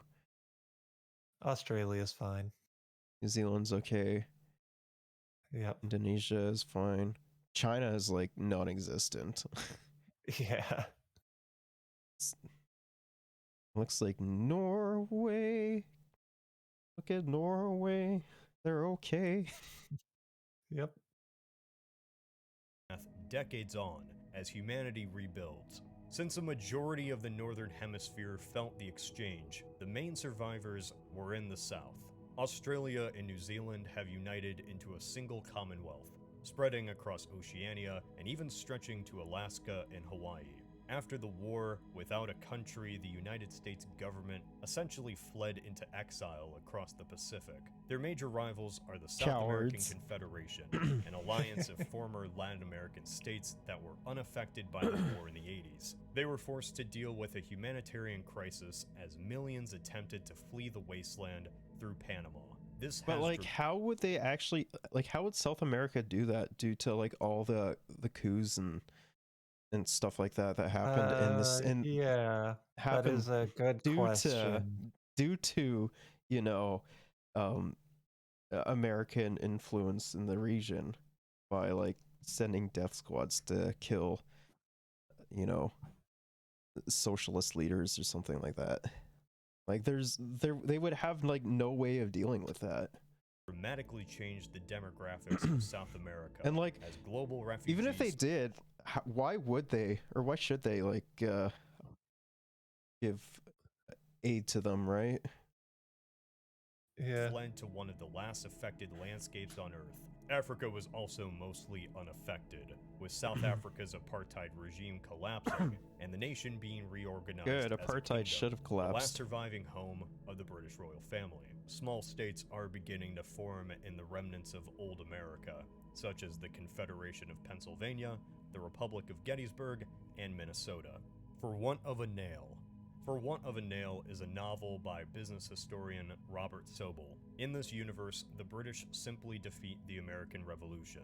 The point of divergence comes in 1777 after General John Burgoyne defeats Benedict Arnold, leading to the British successfully seizing the Continental Congress and bringing the rebellion to an end. In the aftermath, the colonies are reorganized. In response, former patriots begin an exodus west, settling past the Mississippi River. Holy Manitoba. Texas. The It's huge. Confederation of Big North America Manitoba. and the state of Postage Jefferson, stamp named province. for the martyrs Yeah, of the not Revolution, anymore. become Nope. immediate rivals. From the American failure, it really doesn't destroy the rebellion. Instead, the colonists simply have moved farther from British control.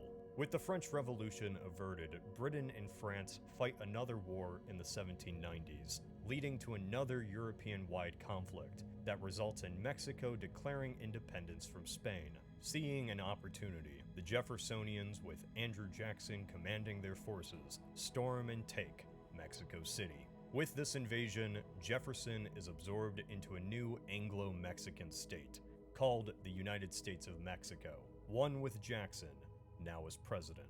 After a brief conflict, called the Rocky Mountain War, the Mexicans and Americans, both technically controlled by Anglos, go on two separate paths.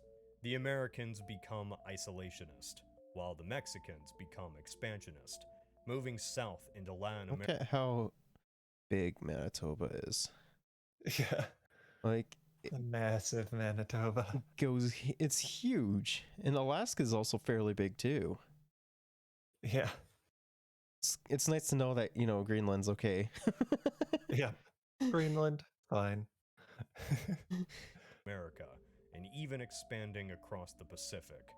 Mexico's international influence is felt through a massive company called Kramer Associates, which acts as both a Standard Oil/CIA corporation that destabilizes Mexico's international enemies.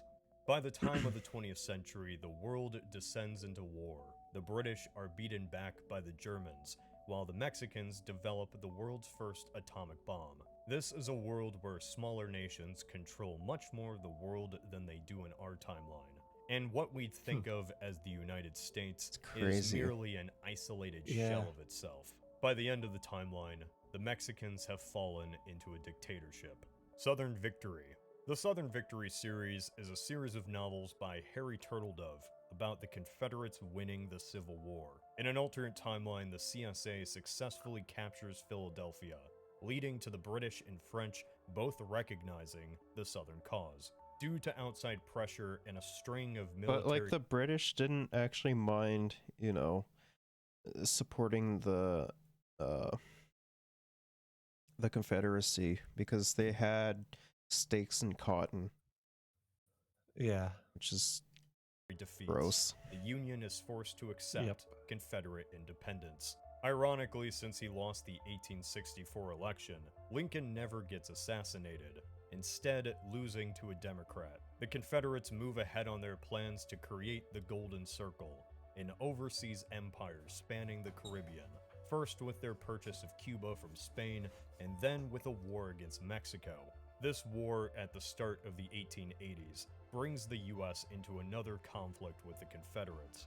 Thanks to help from the British, the Americans lose. The war is remembered as a national tragedy. I honestly thought he was going to say, thanks to help from the British, the Americans win. That went the complete different direction that I thought it was going to go in. Yeah, it did. Oh, wait, bro, we're just trying to help ya. And an embarrassment. Oh, that's now, funny. with a chip on their shoulder, broken relations with the British, and a large German population, Yeah, instead they're like, US moves what's all closer this to then? becoming good allies with the German Empire by the end of the 19th century. A few fun facts. Apparently, Lincoln creates the Socialist Party. Woodrow Wilson becomes president of the CSA, and the Confederates join the Quadruple Alliance. Lincoln would not be good for that, Anyway, the Great War happens, except... And, like, I don't understand, like, what Karl Marx had to do with that. He had literally nothing to do with any of that. So why did they show him?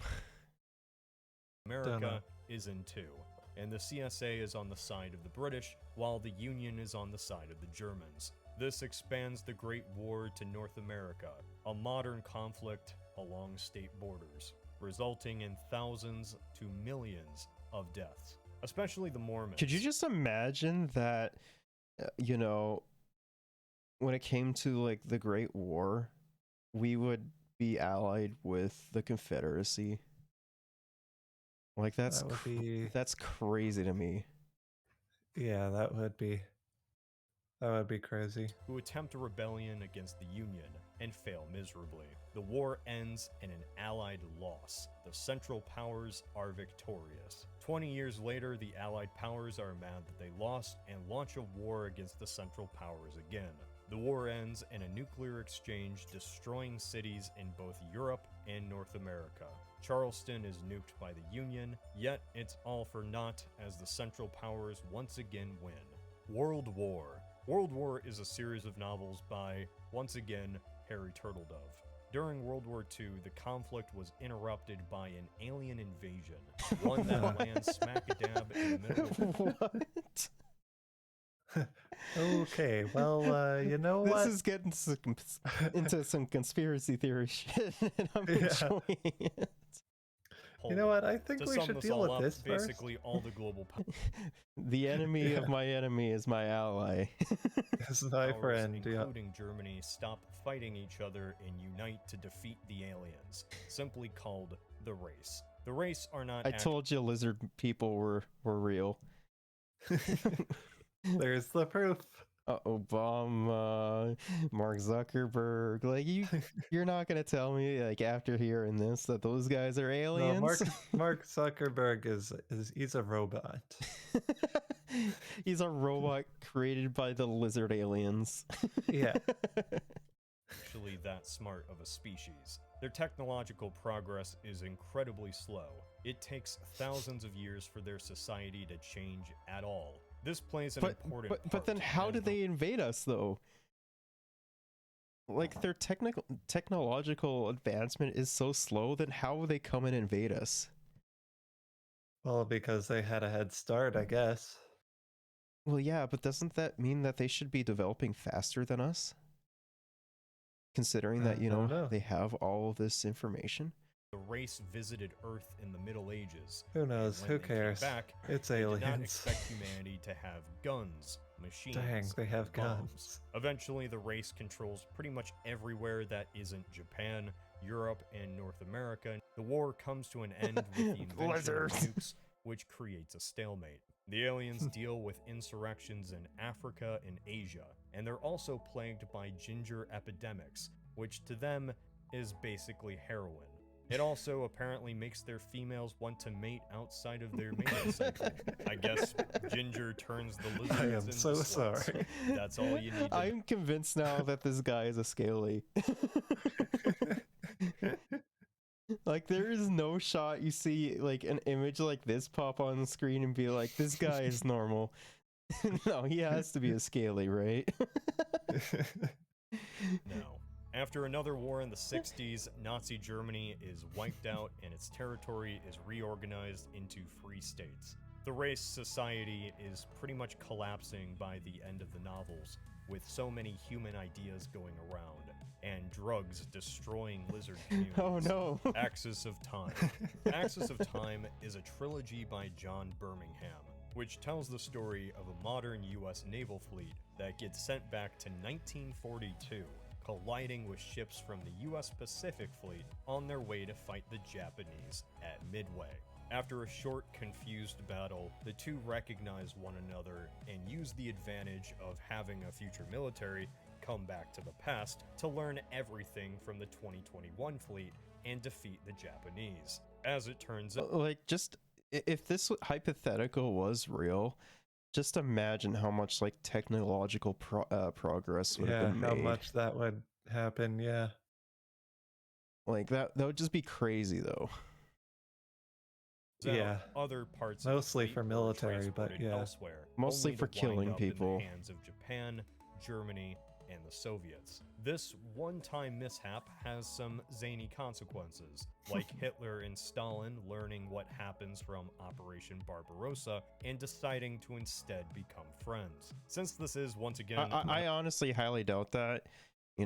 Stalin and Hitler did not like each other at all. another World War II series, I'm not going to dwell too much into it.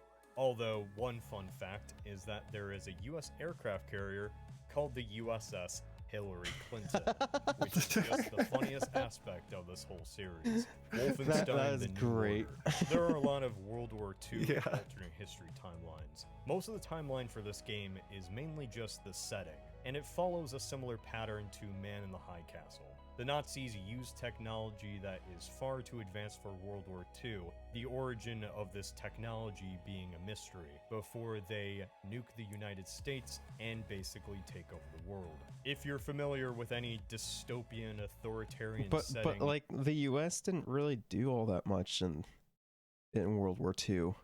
It was mostly like the Allies in Europe and the Soviets that mostly did it. Like the US did like two things. Okay. As well as, they only got into the war after what was that bombing? It was Yeah, Pearl Harbor. yeah, it was they only got involved after Pearl Harbor, which is like when the war was like halfway done. Yeah. This is pretty much just what happens. All right, surface. What we got? Some interesting stuff. The Peshawar Lancers. The Peshawar Lancers is a 2002 novel by S.M. Sterling. In 1878, a cataclysm rocks the world as a mysterious giant dust cloud blots out the sun and sends the world into darkness. With most of the northern hemisphere practically unlivable and in Ice Age conditions, a mass exodus occurs from Europe and America down to the global south. This results in a devastating humanitarian crisis and political turmoil as these empires basically collapse overnight. After a century and a half, I honestly wonder who would, fill that power vacuum though. Yeah, it's a good question. Like, realistically, the only person or the only people with prominence that I would see that would be able to fill that power vacuum would be China, right? Because you wouldn't have like America, you wouldn't have the Soviets, you wouldn't even have the British. Yeah. So it would have to be China, right? the new normal sets in. Britain has relocated to India and remains What the about largest Islam? empire on Earth. Islam? Even populated. Maybe. It would depend on when this would I take guess place. so. Because if it's like pre-Cold War, then maybe. But I'm not even too sure about that, to be honest with you. The coastlines of a barren and desolated North America. France too has relocated into Algeria and Africa, while Japan, now the Nipponese Empire, has not only conquered China, but half of Siberia as well. Russia even migrated south, as much as it could. The Caliphate of Damascus stopped them from going too far. And even though their home island has been utterly destroyed, the British just hopped from one colony to the other, where the British monarchy like the has British evolved does. into an emperor-king Yeah. status, with John II. The empire itself has reorganized into the Agrezi Raj, encompassing the Indian Ocean, the new center of human civilization, comprising of half of all mankind. Global technology for the most part has stagnated, and while progressing in some areas, the world still feels as if it has been stuck in the late 19th century, the mentality that comes with that as well. 1632. 1632 is a novel by Eric Flint about a West Virginian town being transported back in time, placed right in the middle of the Holy Roman Empire. Think of Magic Treehouse, but Amazing. with 17th century warfare. There isn't really much of a timeline The to Magic speak about for Treehouse, this yeah. book. It's more so simply the zany premise. Modern day miners basically have to deal with the language barrier, religious strife, and horrible consequences of being smack dab in the 30 Years' War. 1 out of 500 American cities face the same situation every year. Il-Bethesad. Il-Bethesad is a collaborative project and online encyclopedia created by Andrew Smith, imagining an alternate steampunk world where the Roman Empire was stronger, and this led to greater implications in the spread of European culture and history. The website isn't entirely secure, so I couldn't go too deep into this one. However, a few interesting things that mostly change is that since Rome lasts longer, the Roman population in Britain is able to establish itself more permanently, leading to England speaking a Romance language, similar to French, Italian, and Spanish, rather But than English being is a descended Romance from language, Germanic though. languages. This goes the same Yeah. for Poland as well. The Draka. The domination of the Draka series by S.M. Sterling tells mean, the story of an it's alternate mostly- world that is I mean, like, I do understand that there are hints of, like, Germanic tones in it, but for the most part, English is a Romance language. Yeah. Well, especially like today, it feels. Oh, 100%. Like, even back then, it did too. Dominated But it by a originally, global-spanning like, empire from originated South from a particular language that that didn't have anything to do with Romance languages. Forget what it was called.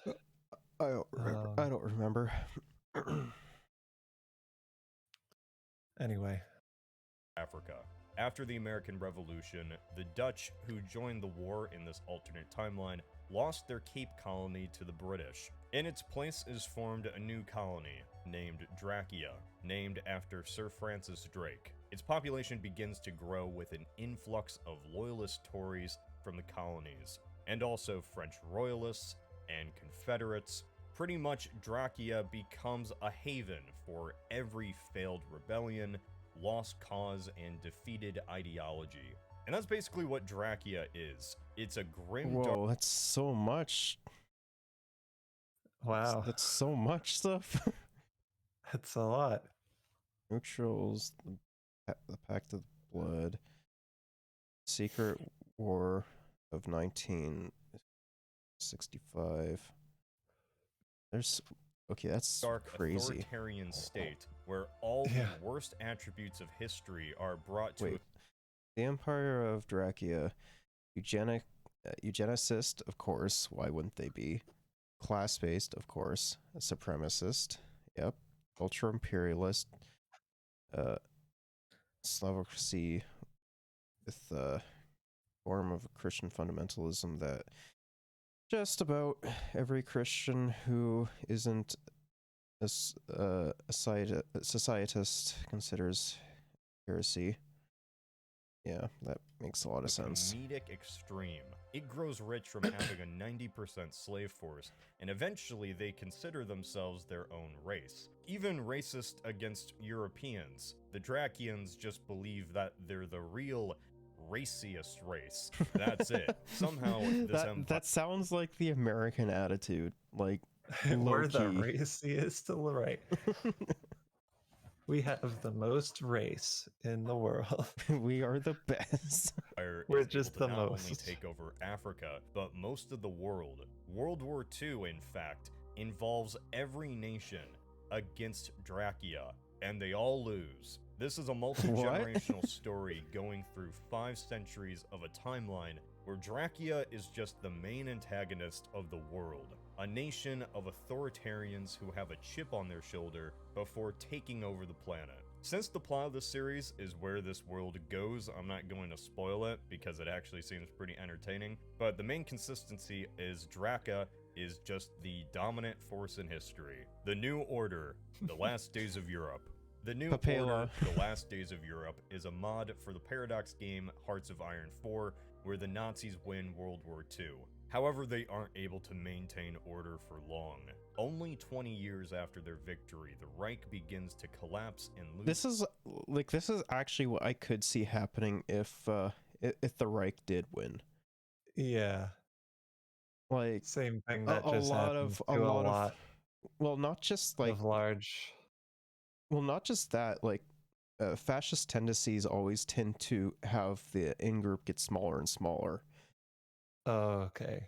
So it's inevitable that like fascists, like whether it be like in America or like in Nazi Germany, for example, of course, like they would consume themselves. Like, yeah, it's just natural. That's how fascism works. Control of nations they previously defeated. This, however, isn't some overthrow of tyrant situation. This, however, isn't some rejection of authoritarianism and a return to democracy. Simply, it's a change of tyrants. Fascism has still remained prevalent in Europe. It's simply that the ideology and the hold of the Reich itself is slipping. There's also the SS state of Burgundy, basically a nation-state ruled and based on the ideology of Himmler himself. All his kooky, mystical, obsessed tendencies now realized as a government. And in Burgundy's vie for power, they aim to compete with their former Nazi allies. It is said it contains more work camps than houses. While Burgundy may have order, the state of Comey does not. It is essentially a refuge for radicals, the embodiment of extremists uniting, the dream of J-Reg finally realized. Oh, because of no. They're right libertarians. Why not just say that they're fascist? Because that's all that right libertarians are, is that they're just fascists. Okay. Just don't sugarcoat it. It flips back and forth on what extremist I ideology it tends to be. Due to Oh, I having don't really know what it is. What, Anyway. right libertarians? Yeah. That's a topic for a different day. It's Yeah. but like what? Like communism is extremist it's an extremist group? That's not even true. So many coups. Both have been pushed out of actual Russia by the German recolonized Reichskommissariat Moskowine. Also, the US is there too. Which one of these crazy characters comes out on top? You decide. Ruled Britannia. Ruled Britannia is a novel by Harry Turtledove where the Spanish Armada wins. Spain successfully defeats England and brings it in as a client state under the Empire.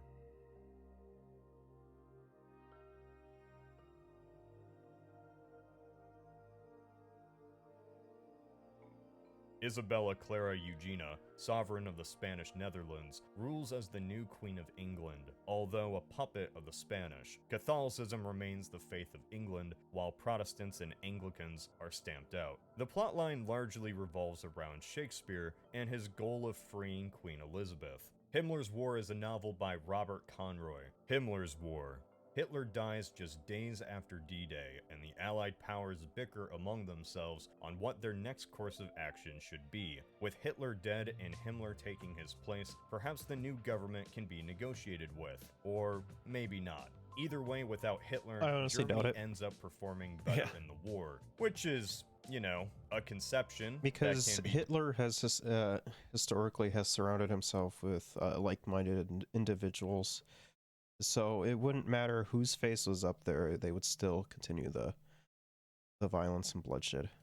debated whether that would be the case or not. Either way, in this book, Germany performs better, and with Himmler in charge, it seems the Germans might actually win. The story doesn't really go farther past World War II. World in Conflict. World in Conflict is a strategy game by Massive Entertainment, set in an alternate 1989. While facing imminent collapse, the Soviets just say, screw it, and invade the rest of Europe, leading to another world war. The most that can be said is it's like any Russian invasion story you've ever seen, but just set in the late 80s. Sometimes you I don't couldn't need the see most that actually complex happening. timelines to make an interesting scenario, and World War III is certainly interesting.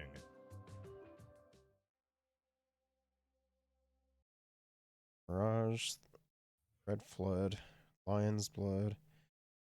Back in the USSA, the Sky People, Decisive Darkness. Like we're getting- Decisive Darkness. Decisive Darkness is a novel by Paul Hines. It tells of a timeline where Japan just never surrenders in World War II. There is a coup which leads to a government with a suicidal and dedicated assurance to never surrender to the Americans. This is an alternate world where Japan as a society goes down fighting to the last man. This would be after 2 cities were nuked and after the Soviets declared war. No amount of destruction would lead to the end, which means Japan begins resorting to the most desperate measures. Japan's northern island of Hokkaido is invaded by the Soviets, becoming a communist nation of its own. The Japanese begin resorting to fighting with child soldiers as most of their military-age population That's messed. is annihilated. This final stage of the war consists of famine, disease, and constant firebombings along with nukings as well. Pretty much national, cultural, and population suicide. Red Flood. Red Flood is a Hearts of Iron 4 mod set in an alternate world where the Great War ends in a stalemate. There are no victors or losers. Instead, everyone simply goes back. The way this occurs is Russia is far stronger in this alternate timeline, or at least doesn't lose to Japan in the Russo-Japanese War, a blunder which spiraled Russia into its eventual fall to the Bolsheviks. This leads to a post-war world where each empire faces some sort of turmoil and ideological shift. Russia pretty much descends into a constant state of civil war. Never seeing a communist revolution, but instead a constant squabbling between various warlord states. Germany, however, actually does. The empire splits in two, with the western portion becoming a communist state with a successful Spartacist revolution. Meanwhile, the east remains purely militaristic and Prussian. France, for some reason, falls to futurism, which isn't even a political ideology, it's an art movement. One that is the most violent Okay, that's that's very interesting. Yeah, everyone's like, you know, squabbling and like trying out different things, and then there's just France. Yeah, France. we are just going to invest ourselves into art. This is what we want to do. Yes? of them all. Futurist avant-garde France wants to conquer Europe to spread its ideology of art. Speaking of We just- art, we want to spread our art all across the world. We just want to spread our art, and you will like our art. of America, Would you like a America baguette? fought a hippo war, Baguette. like the emo war. This is a mod that's pretty tongue-in-cheek. It's not meant to be taken too seriously. America. It's pretty much the Who does greatest the hits emo of war? odd potential history that could have happened, such as The emo war was great. the The emo, emos win. the emo is getting serious. Must write poetry. Australia splitting into two, with Weststralia. Or after some communist revolutions No, I in mean Europe, the emu there's war. a new Like, leftist Yeah, in, yeah. the emus won. I mean, I'm sure that That's the the funny emus. thing. I'm sure that the emus won either way. Yeah. formed, with Germany at its head. All the nations by 1936 are in some way messed up in a quirky fashion.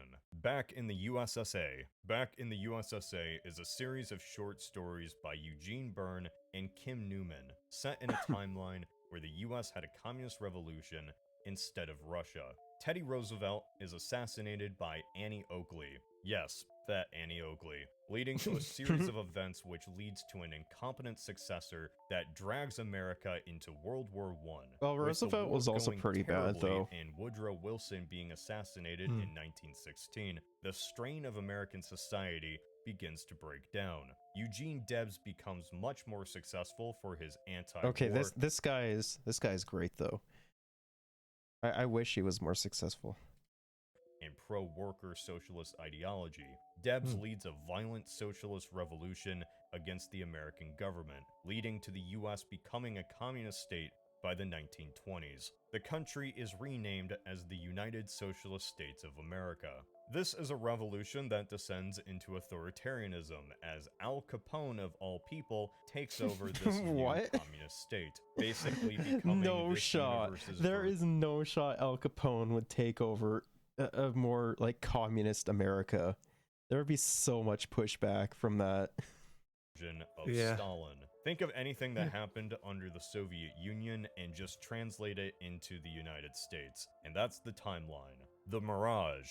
I'm gonna be honest, I don't know what this is supposed to imply. There's only two real records of what Mirage in 2012 is. One is a short about an Inuit boy who finds a strange portal, and the other seems to be a dystopian Korean film. But information on this movie's hard to come by, and neither really seem alternate history related. So if you have any information on what this could be, let me know. Lion's Blood.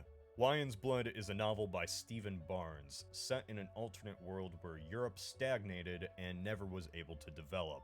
Meanwhile, the Islamic world flourished. Europeans are sold into slavery and transported to what we would call the American South, which in this world has been called Balalistan.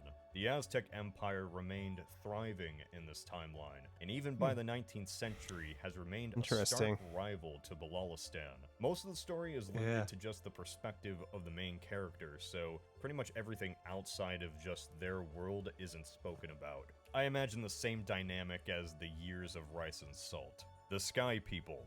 The Sky People is a novel by S.M. Sterling set in a timeline where both Venus and Mars support life and are thriving worlds. The space Okay, race that would actually be kind of dope though. It would be. Ooh, Like if look you at this. like if you had the option to live on either Venus or Mars, would you? Yeah, maybe. I don't know. As long as it's not Who knows? Elon doing it, I don't care. Race takes on a new angle as both the Americans and Soviets rush to be the first to colonize Venus. But when both sides land on the planet, they see it's already inhabited by familiar creatures, such as other humans, Neanderthals, and even dinosaurs. In fact, Venus's ecosystem and life appears to be a time capsule of Earth. I have a feeling that the Soviets would do a lot better than the Americans in that. Yeah. Because after like the objective that the US set, the space race, the Soviets were still doing stuff in space. Like they probed Venus and Mars like after that, That makes sense. as well as, you know, a lot of the achievements for the space race are also held by the Soviets as well. Like, don't get me wrong, I understand that the you know, landing on the moon was like such a big success and Yeah. everything. But like if you want to like strictly tally it up by achievements and everything, I think the Soviets won in that regard. Yeah, that makes sense. You know, the first man in space, the first woman in space, the first living being in space. Like, there's so much that they've done. Yep. Plus, they also had less deaths than the A Americans. giant sucking sound. A giant sucking sound is a series created on the site AlternateHistory.com about a world where Ross Perot won the presidential election in 1992, the result of which is the complete and utter breakdown of the US's two-party system.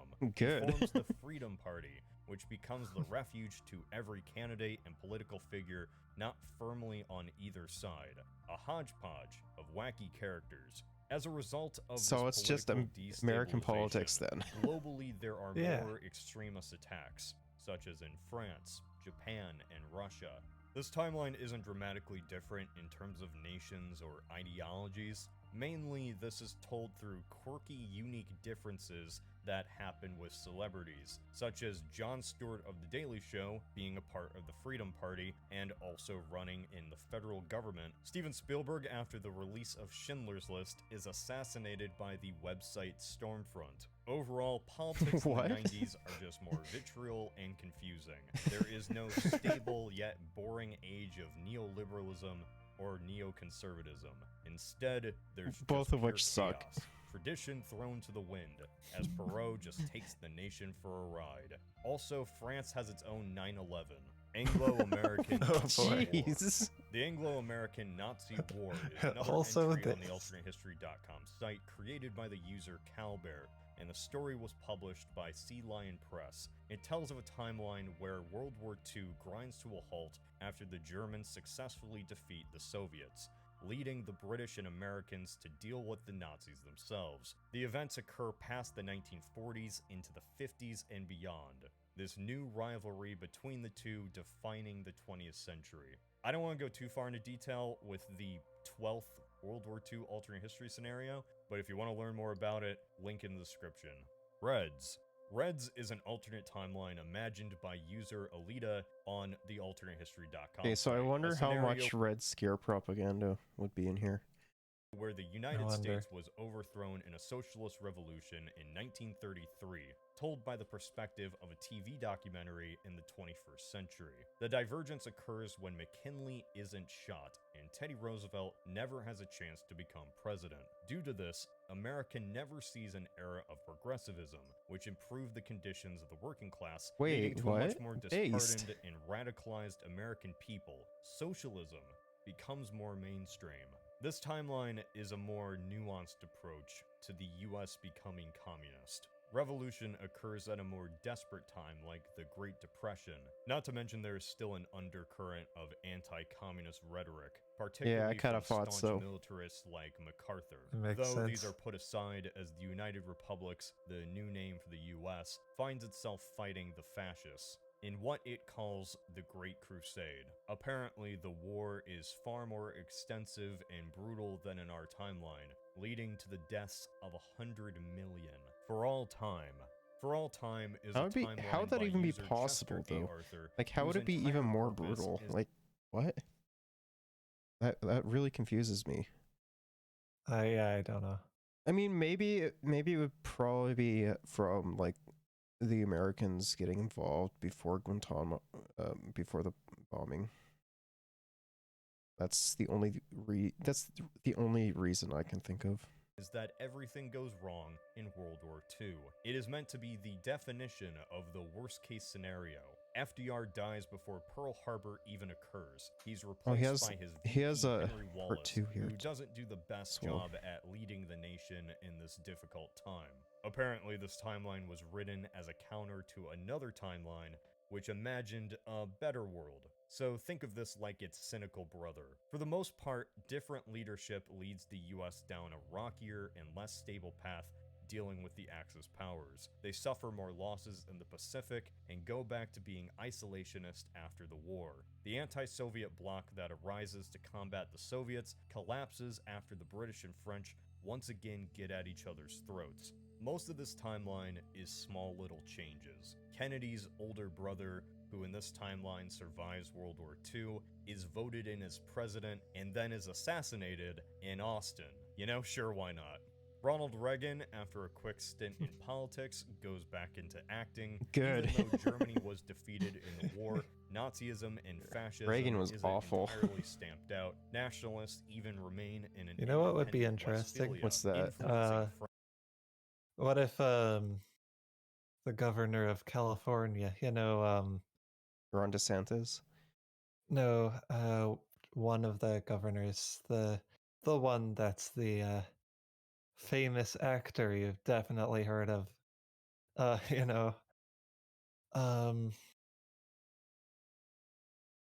can't I think of his name? I mean, the current governor right now is Ron DeSantis. Okay. The one that's the actor. I don't know. I'll be back. Arnold Schwarzenegger? Yeah, Arnold. What if he became the president one day? That would be interesting. I mean, like, America is so fucked at this point that is very well possible. Because we saw that with Trump, right? Yeah.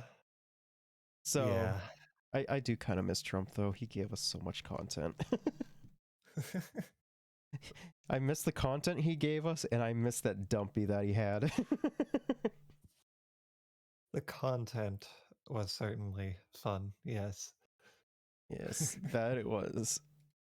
France to turn fascist. I do also think he'd probably be like the funniest president to be shot, though. Because he'd be talking shit, being like, "You're gay, you'll never kill me," and then it happens, and then when he gets shot, he'd make a weird sound like, "Oh."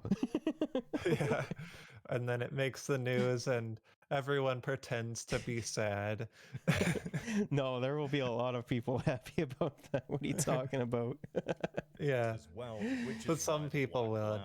Oh, Nuclear absolutely. Wars just kind of happen. They aren't world-ending.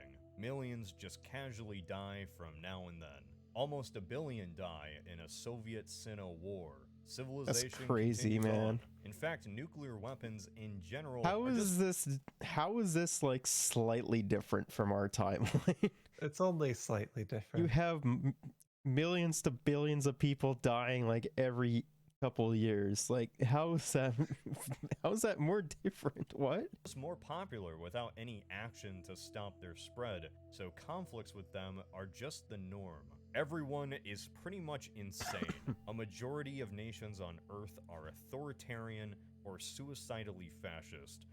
There are two separations in Canada. You have the southern bit. You have the southern bit, provinces and the territories. The northern bit. Provinces and territories. Like, I could see like southern Canada being authoritarian, and like probably still like the same as it is now, like or like neoliberal. But I think due to the harsh conditions and general poverty in the north, I have a feeling that they probably would they would have like some form of revolution and either become socialist or communist, resulting in comedically devastating wars that have no regard for self-preservation and safety, leading to fracturing of nations and balkanization. China collapses into nuclear warlord states. Korea wipes itself out with a neutron bomb. Nobody is safe. This is purely comical. Blue Skies in Camelot.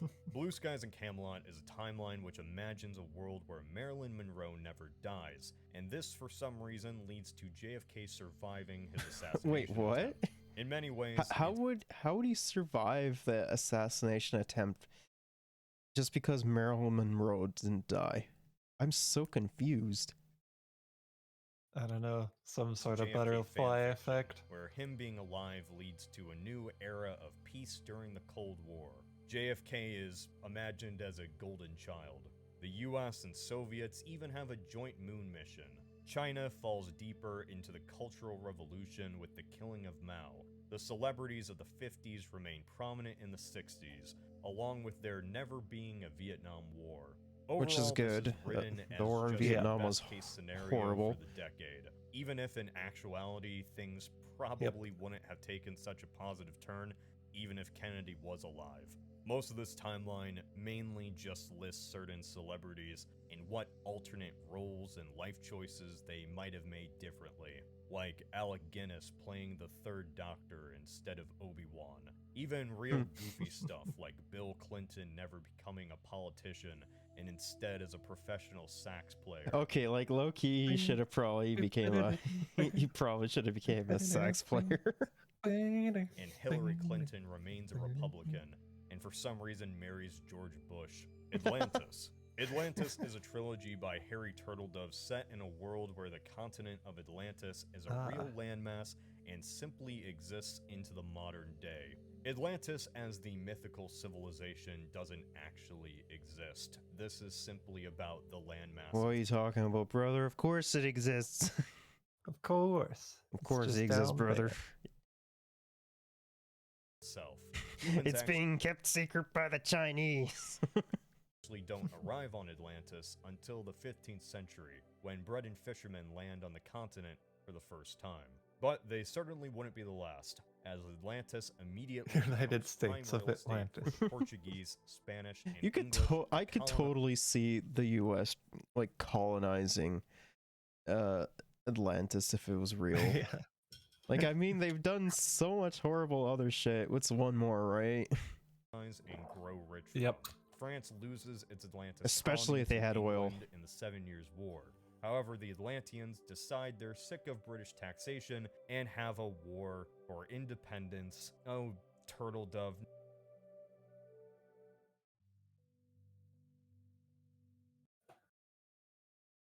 Ice turns skyward. Male rising vortex. A rebel in time. Chaos timeline.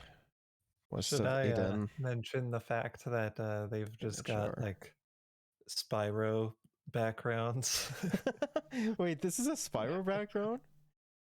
I think a few of them might have been. Yeah. This one definitely looks like it comes from Spyro. I did not even know that.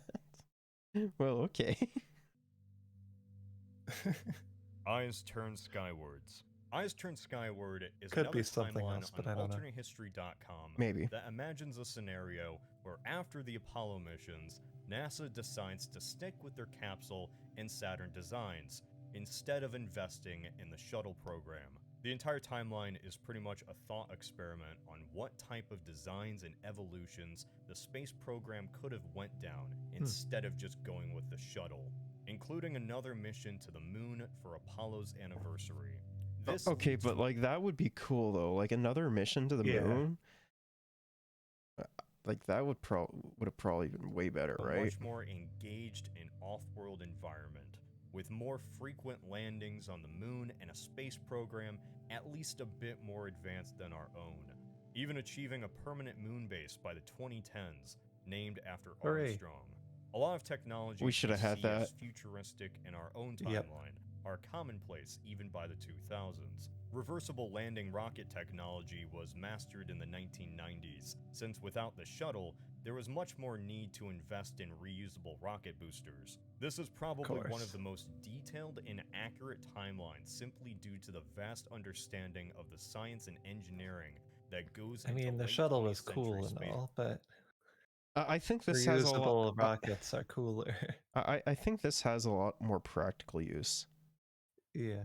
And like, I don't understand why we don't go back to space. Like, we learned Yeah. so much from space. We got better cameras from it. We have, got We have cool radios. beds. Got radios from it. We got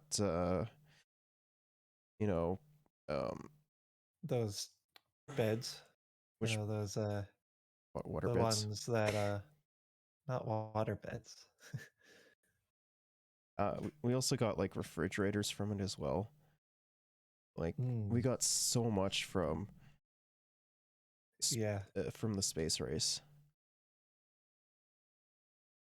Space travel. A Rebel in Time. A Rebel in Time is a detective time travel novel by Harry Harrison, which tells of a Confederate sympathizing extremist who wishes to travel back in time and help the Confederates win the Civil War. The only one who can stop him is a black detective who in turn travels back in time to face and defeat him. It's like Back to the Future, but with racism. West of Eden. West of Eden is a Amazing. That's awesome. But like, I honestly think that the Union would probably treat that black detective like horribly though, because they're still pretty bad. Yeah. fiction novel written by Harry Harrison. The story is set in an alternate universe where the meteor that hit the Earth 66 million years ago actually missed and sailed right by Earth, leaving it unscathed and thereby averting the KPG mass extinction. Consequently, in this world, the dinosaurs and other prehistoric reptiles remained Earth's dominant creatures and continued to thrive into what would be, for us, the modern day. An intelligent, upright walking reptilian species called the Look at Yolane him. evolved from one of these prehistoric reptiles. Yeah. These Yolane eventually build an advanced civilization that endures for millions of years. They utilize genetic engineering to produce a wide range of living organisms that serve them as vehicles, tools, and even weapons. That's They make crazy. submarines from genetically modified ichthyosaurs, and even use handheld lizard guns that can shoot deadly projectiles from their noses. Also inhabiting this world are the Tanu, which are essentially humans, only that they evolved from New World monkeys in the Americas, rather than the African primates of our timeline. The Tanu have a much more primitive society, restricted to Stone Age technology, and can only be found in North America. By the beginning of the story, the more advanced Yolane dominate much of the world, presumably Europe, Africa, and Asia, and are beginning to cross the Atlantic and colonize the newly discovered American continents. The book series focuses on the Okay, initial so it's essentially like the retelling of colonial Western colonialism in North America, except instead of people doing it to people, it's lizard people doing it to people. Yeah. contact and eventual war that breaks out between the Tanu and the Yolane, who will decide the future of this world, west of Eden. Mali Rising. Mali Rising is a timeline by Jonathan Edelstein where an Islamic slave revolt in Brazil leads to the establishment of a republic in Africa. The Sokoto Republic is born and becomes a predominant influencing state from the 1840s onward. Its main ideology is Islamic liberation and anti-colonialism. The main purpose of this timeline is a world where Africa, just by a few tweaks, is by the end of the 19th century a major player in global politics, not simply exploited by the outside world and rival European empires. Like, if you actually... that's an interesting one. Yeah, that's very interesting. And like, if you actually look at like some of the countries in Africa, like on paper, the Democratic Republic of the Congo should be like one of the most richest countries on the planet, but it's not. Because they have everything from like oil to cobalt to diamonds. Like, it's just been so heavily exploited that they can't really do anything about it. Yeah. Europe goes down a far more fascist route. Even in Britain, where the Imperial Party wishes to bring back the glory of Britain after an alternate Great War, everywhere develops at a similar pace, or at least is less exploited. The overall idea is that while some nations have it rough, others ward off European expansion. The Chaos Timeline. The Chaos Timeline is pretty much what it says. The idea to create a timeline where things just fundamentally change from our own. Just press random on history, like a Paradox game. Created by Max Sinister. Basically. That actually sounds kind of fun. Anything made by Paradox the Mongol Studios. Empire never arises to conquer Russia, Persia, and China. The consequences are immense. There are thousands of changes, but to just pick one of the few examples, Russia never unites after fighting off the Mongols, so they remain a series of princedoms that turn into proper kingdoms in their own right. However, one thing I will criticize about this timeline is that despite taking over the span of 7 centuries and butterflying out so much, there is still a France and Canada and Germany. As an example, in 1959, the Sunnis and Shias come together in peace after defeating the Russians who took over the Middle East. Most of this I mean, it makes timeline sense is that there mainly would for still fun, be a though, Canada, so, because that was simply a misunderstanding. Kanata is just It was the name of the village. It's just no, it wasn't the name of the village. It was the name of a village, any settlement. Well, yeah, that's what I was referring to. It was the name of the village that they came across. Yeah, so that could certainly happen. Mm-hmm. Can't knock it. Moonlight in a Jar.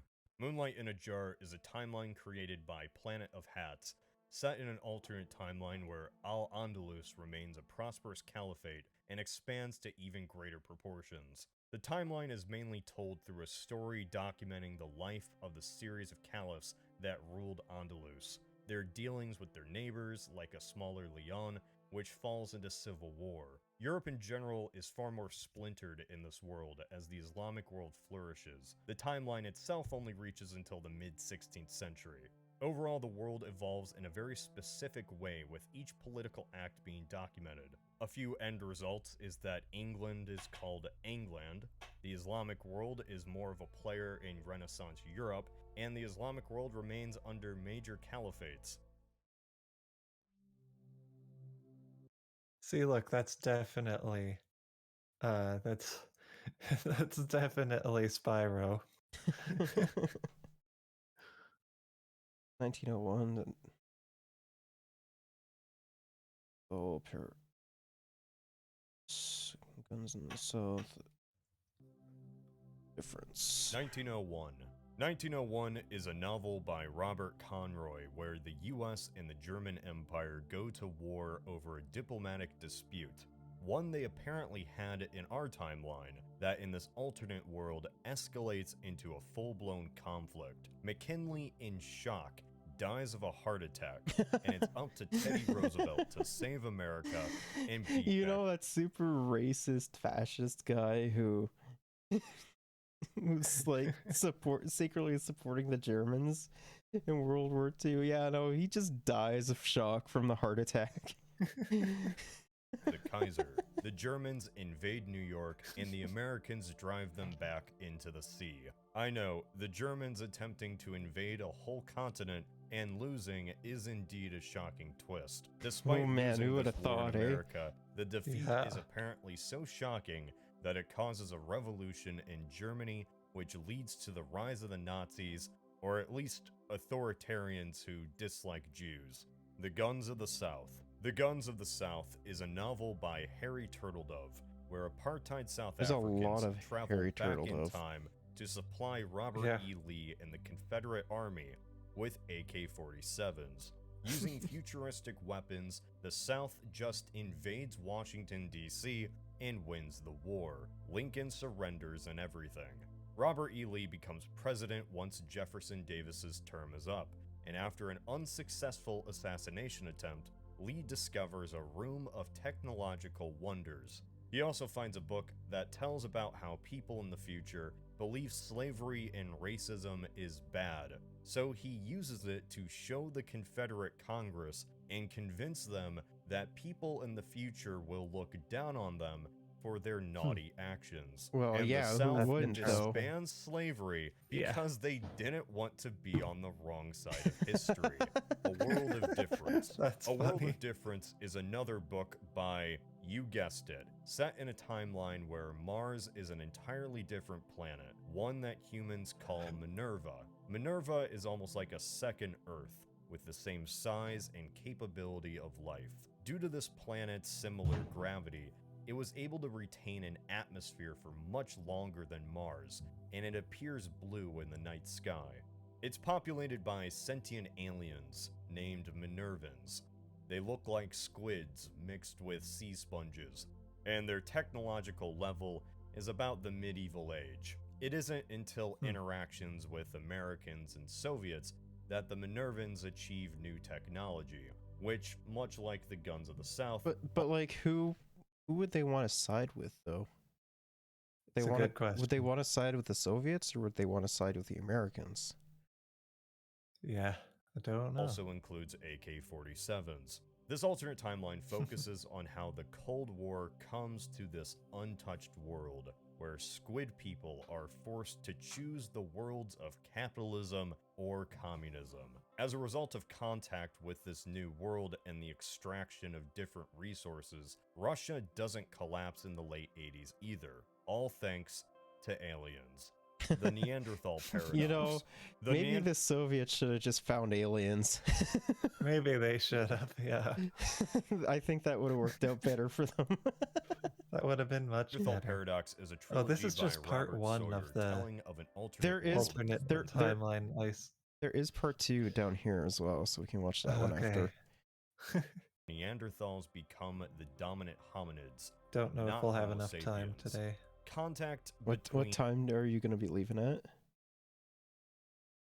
I don't know. Yeah, how long is it?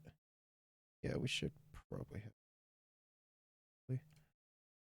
their world and our own is established during an experiment where smart Neanderthals appear from another dimension to meet humans. Apparently, Neanderthals have advanced technology, like weaponry, manufacturing, and advanced societies, despite never inventing Okay, that's actually kind of agriculture. cool. How do you have quantum computers and clean energy, but don't know how to plant corn? Don't ask me. The novels are mainly excuses to show How do you the plant neat corn? differences between how Don't Neanderthals know and humans how to think. plant The structures corn. of both species But I know how to make clean I know energy. how to make quantum computer. brains created different forms of thinking. As an example, Me, Neanderthal ugh, society I doesn't create have religion quantum because their computer. brains never Yep. contemplated it. The idea of gods or an afterlife just really isn't thought about. Since they are a lot less social and cooperative, Neanderthals exist in smaller societies, which apparently can still make helicopters. Their sexes are Fuck. divided and split, only meeting once a month to mate. Neanderthal society, despite being incredibly successful, is smaller than humans.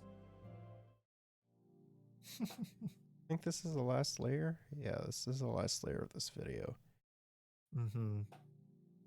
Red World. Fear, Loathing, and Gumbo on the campaign Trail 72. This alternate timeline by Drew is a reference to the book of a similar name about Nixon's 1972 presidential election, and all the shenanigans that unfolded there. Essentially, just like the Chaos timeline a few levels earlier, one decision throws everything off, making the end of the 20th century just collapse. A couple of examples include George W. Bush becomes an actor that appears on Star Trek. Wait, while what? Donald Rumsfeld becomes president and makes America extremely right-wing. The US ends up having better relations with So essentially, instead of, it being on a slow burn to right wing, Nope. right wing extremism, it just it kind of happens faster. Yeah. Apartheid South Africa, which is even more authoritarian in this alternate world, along with a surviving Rhodesia. Wait, how would apartheid get even more violent? It was already violent as fuck. Is a Hearts of Iron 4 mod set in a timeline where the Soviets are victorious in the Cold War. The United States itself breaks up and collapses. In 1987, after decades of decline, Reagan himself announces the dissolution of the United States. In its place is a series of competing nations. Most have remained democracies, somewhat, such as the Great Lakes Republic or Texas. There are, however, some outliers, Texas. such as the Union of American People's Republic. Texas? A democracy? What? No shot. No. No shot. No way. Which takes up the West Coast, or the American People's Commonwealth, a Soviet-allied state led by Noam Chomsky. The American Awesome. South is largely under the influence Noam of Chomsky David is a Duke. leader. For the most part, in the 21st century, leftism has influenced at least most aspects of the globe, even conservative circles. Richard Spencer, for instance, creates a national Bolshevik state in Montana named after... I don't believe that. There is no shot Richard Spencer would do something like that. For context, Richard Spencer is a neo-Nazi. Lincoln. It is possible that Montana may also fall into civil war between Spencer loyalists and fascist militias. The majority of Europe is under Soviet control, and yet even with this socialist world, Bernie Sanders is still not happy. His family murdered by Vermont's government. What? He has become a violent revolution. They made Bernie look like a freaking war hero. Yeah.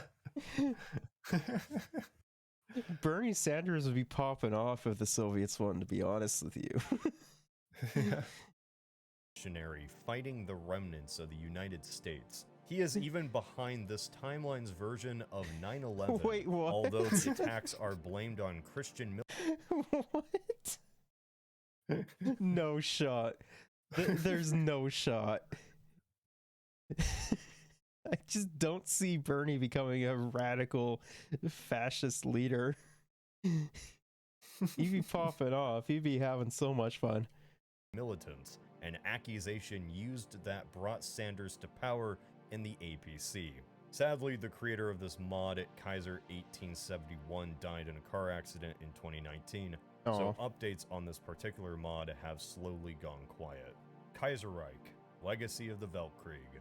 Kaiserreich Legacy of the Weltkrieg is one of the most popular mods for Hearts of Iron 4. Set in a world where the German Empire was victorious in World War I, the 20th century is a much different and turbulent time for the Allied powers. The Germans do everything in their power to make sure the United States stays out of the war, even going so far as to promote anti-war propaganda within the US. And it works.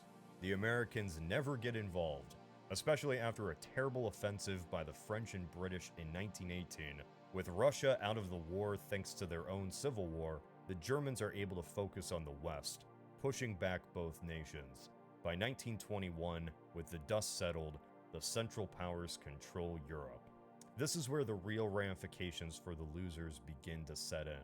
Political instability, revolution, and extremism becomes the norm in the West. France collapses into a revolution led by a far-left ideology known as syndicalism, a situation that goes far differently in Russia, where the Bolsheviks are defeated.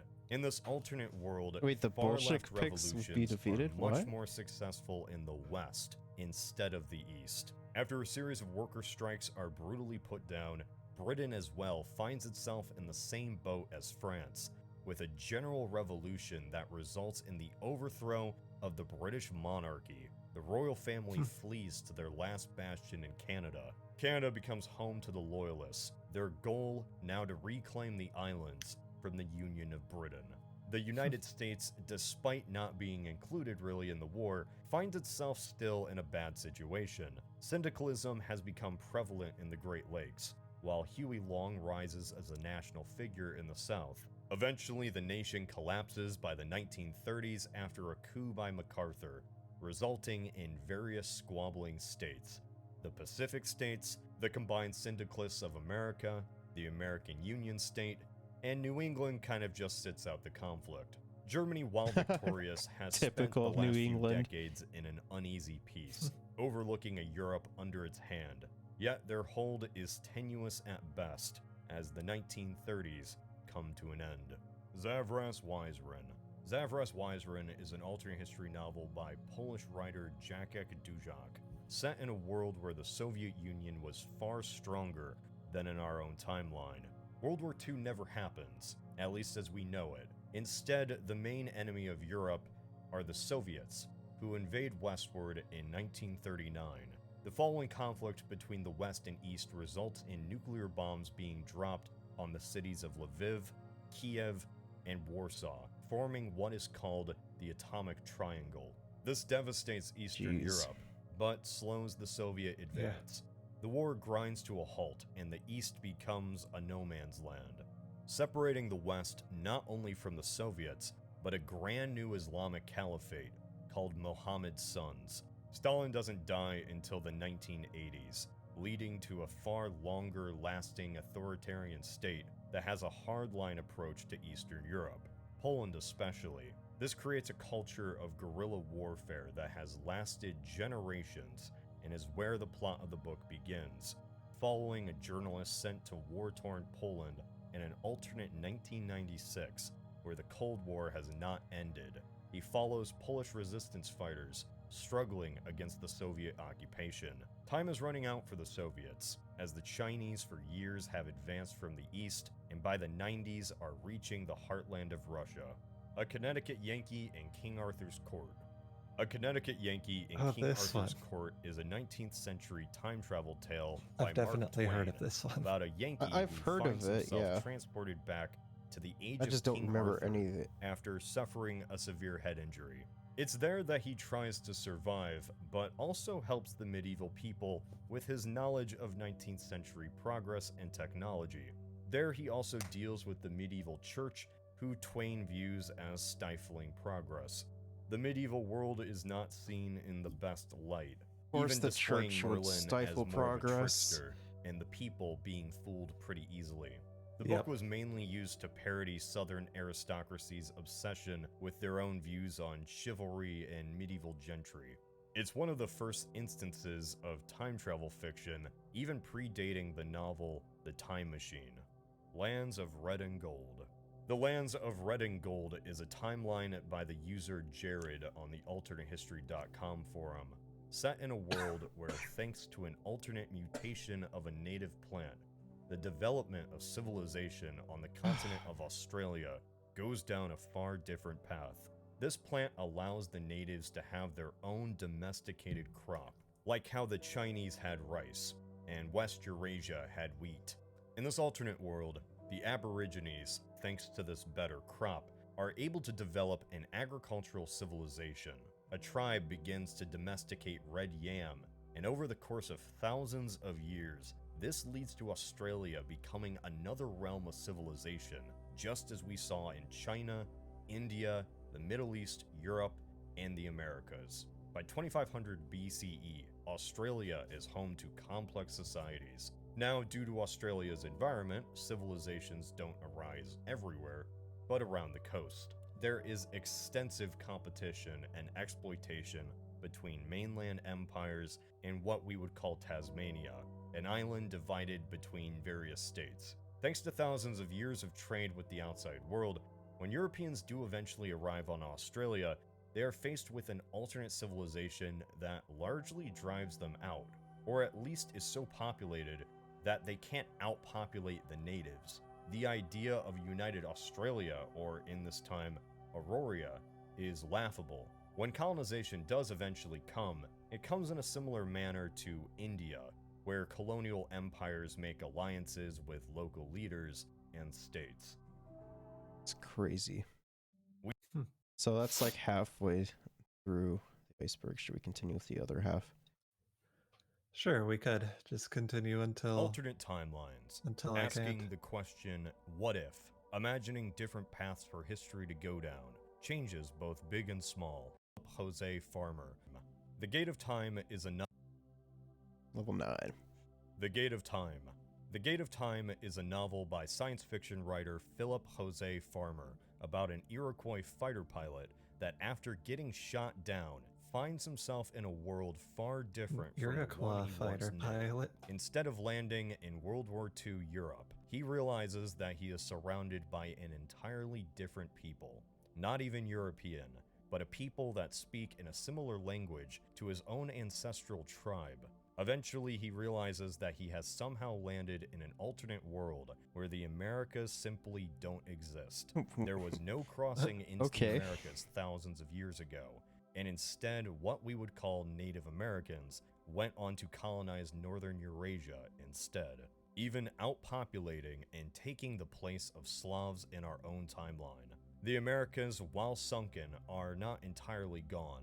They instead are a series of island chains running from north to south, the remnants of the Rockies and Andes. While never There's still probably populated by people living there, right? Amerindians, these lands are perfect homes for another people coming across the sea. Without North America to be the barrier that provides a warm ocean current to Europe, this Europe is far colder. The continent is split between Amerindian alliances in the east and groups like the Lithuanians, Germans, and Celts in the west. Lands we'd call the British Isles are instead bloodland. Monotheism as a concept seems to have not taken off, as Europeans continue to worship the old gods. Overall, the world seems more connected to its ancient roots. Greece and Israel, as an example, Definitely are be staunch interesting rivals, to see how that turn out. over the eastern Mediterranean, while the Etruscans and Razna struggle over the west. Fire on the Mountain.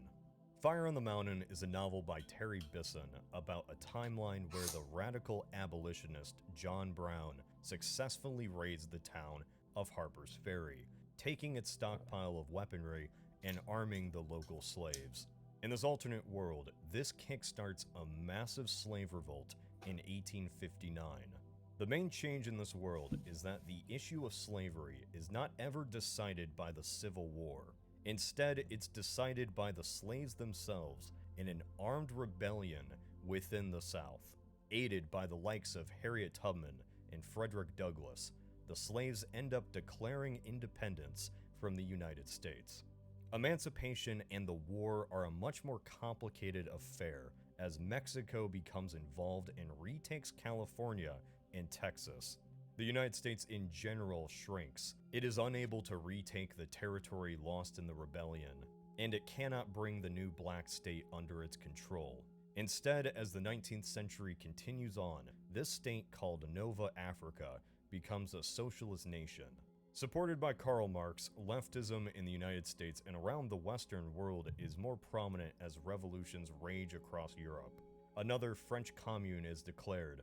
Effectively, by the end of the 19th century, capitalism itself collapses. In this alternate timeline, after about a century, technology has progressed leagues beyond even our own in the 21st century. Nova Africa is a prominent and successful nation. So I'm guessing this was like what would happen if like Africa was more like advanced and went to North America. Landing astronauts on Mars by the 1950s. There is an alternate history novel in this universe, much like Man the High Castle, that imagines a dystopia world where John Brown died and the issue of slavery was determined by a civil war in the US. If Israel Lost the War. If Israel Lost the War is a novel by 3 authors, Robert Little, Richard Chesnoff, and Edward Klein.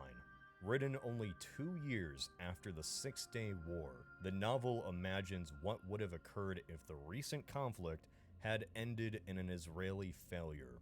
Israel in the book is effectively conquered. The novel entails a total Arab victory. Palestine as a nation actually doesn't become independent. Instead, the land is simply split between the victor nations. In this newly occupied land, former Nazi collaborators and criminals are put in charge to oversee the Jewish population. The timeline imagines that if the US pretty much ignored Israel, it would have fallen in the Six-Day War. Bobby Kennedy wouldn't have gotten shot and instead goes on to beat Nixon. The novel has largely been used as a worst-case scenario in Israeli right-wing circles, pretty much saying that even if Israel fell, Palestine wouldn't be cared about by their neighbors, which is a topic I am not even going to touch on. I'm just describing what That's a very interesting and lengthy topic.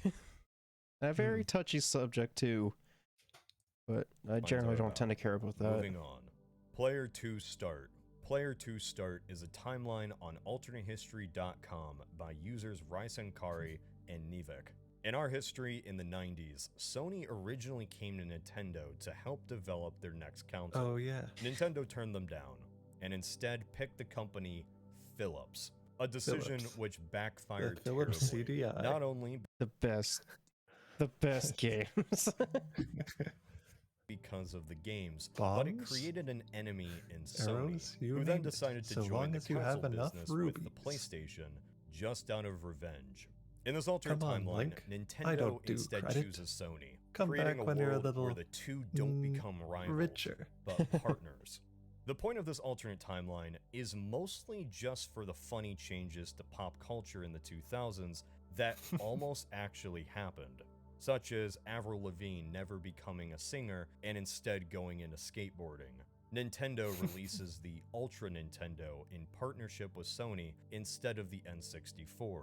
N64 games as we would know them still are developed, but with the inclusion of CD-ROMs, they are much more ambitious with the better hardware, such as an alternate Super Mario 64 with way crazy. more worlds and content. That'd be Rare as a awesome, company man. sticks with Nintendo, and Gran Turismo premieres on the Ultra Nintendo. Nintendo also releases the Game Boy Nova, And the a handheld endless with the stairs at ability the to show top of the 3D castle are graphics. even more endless.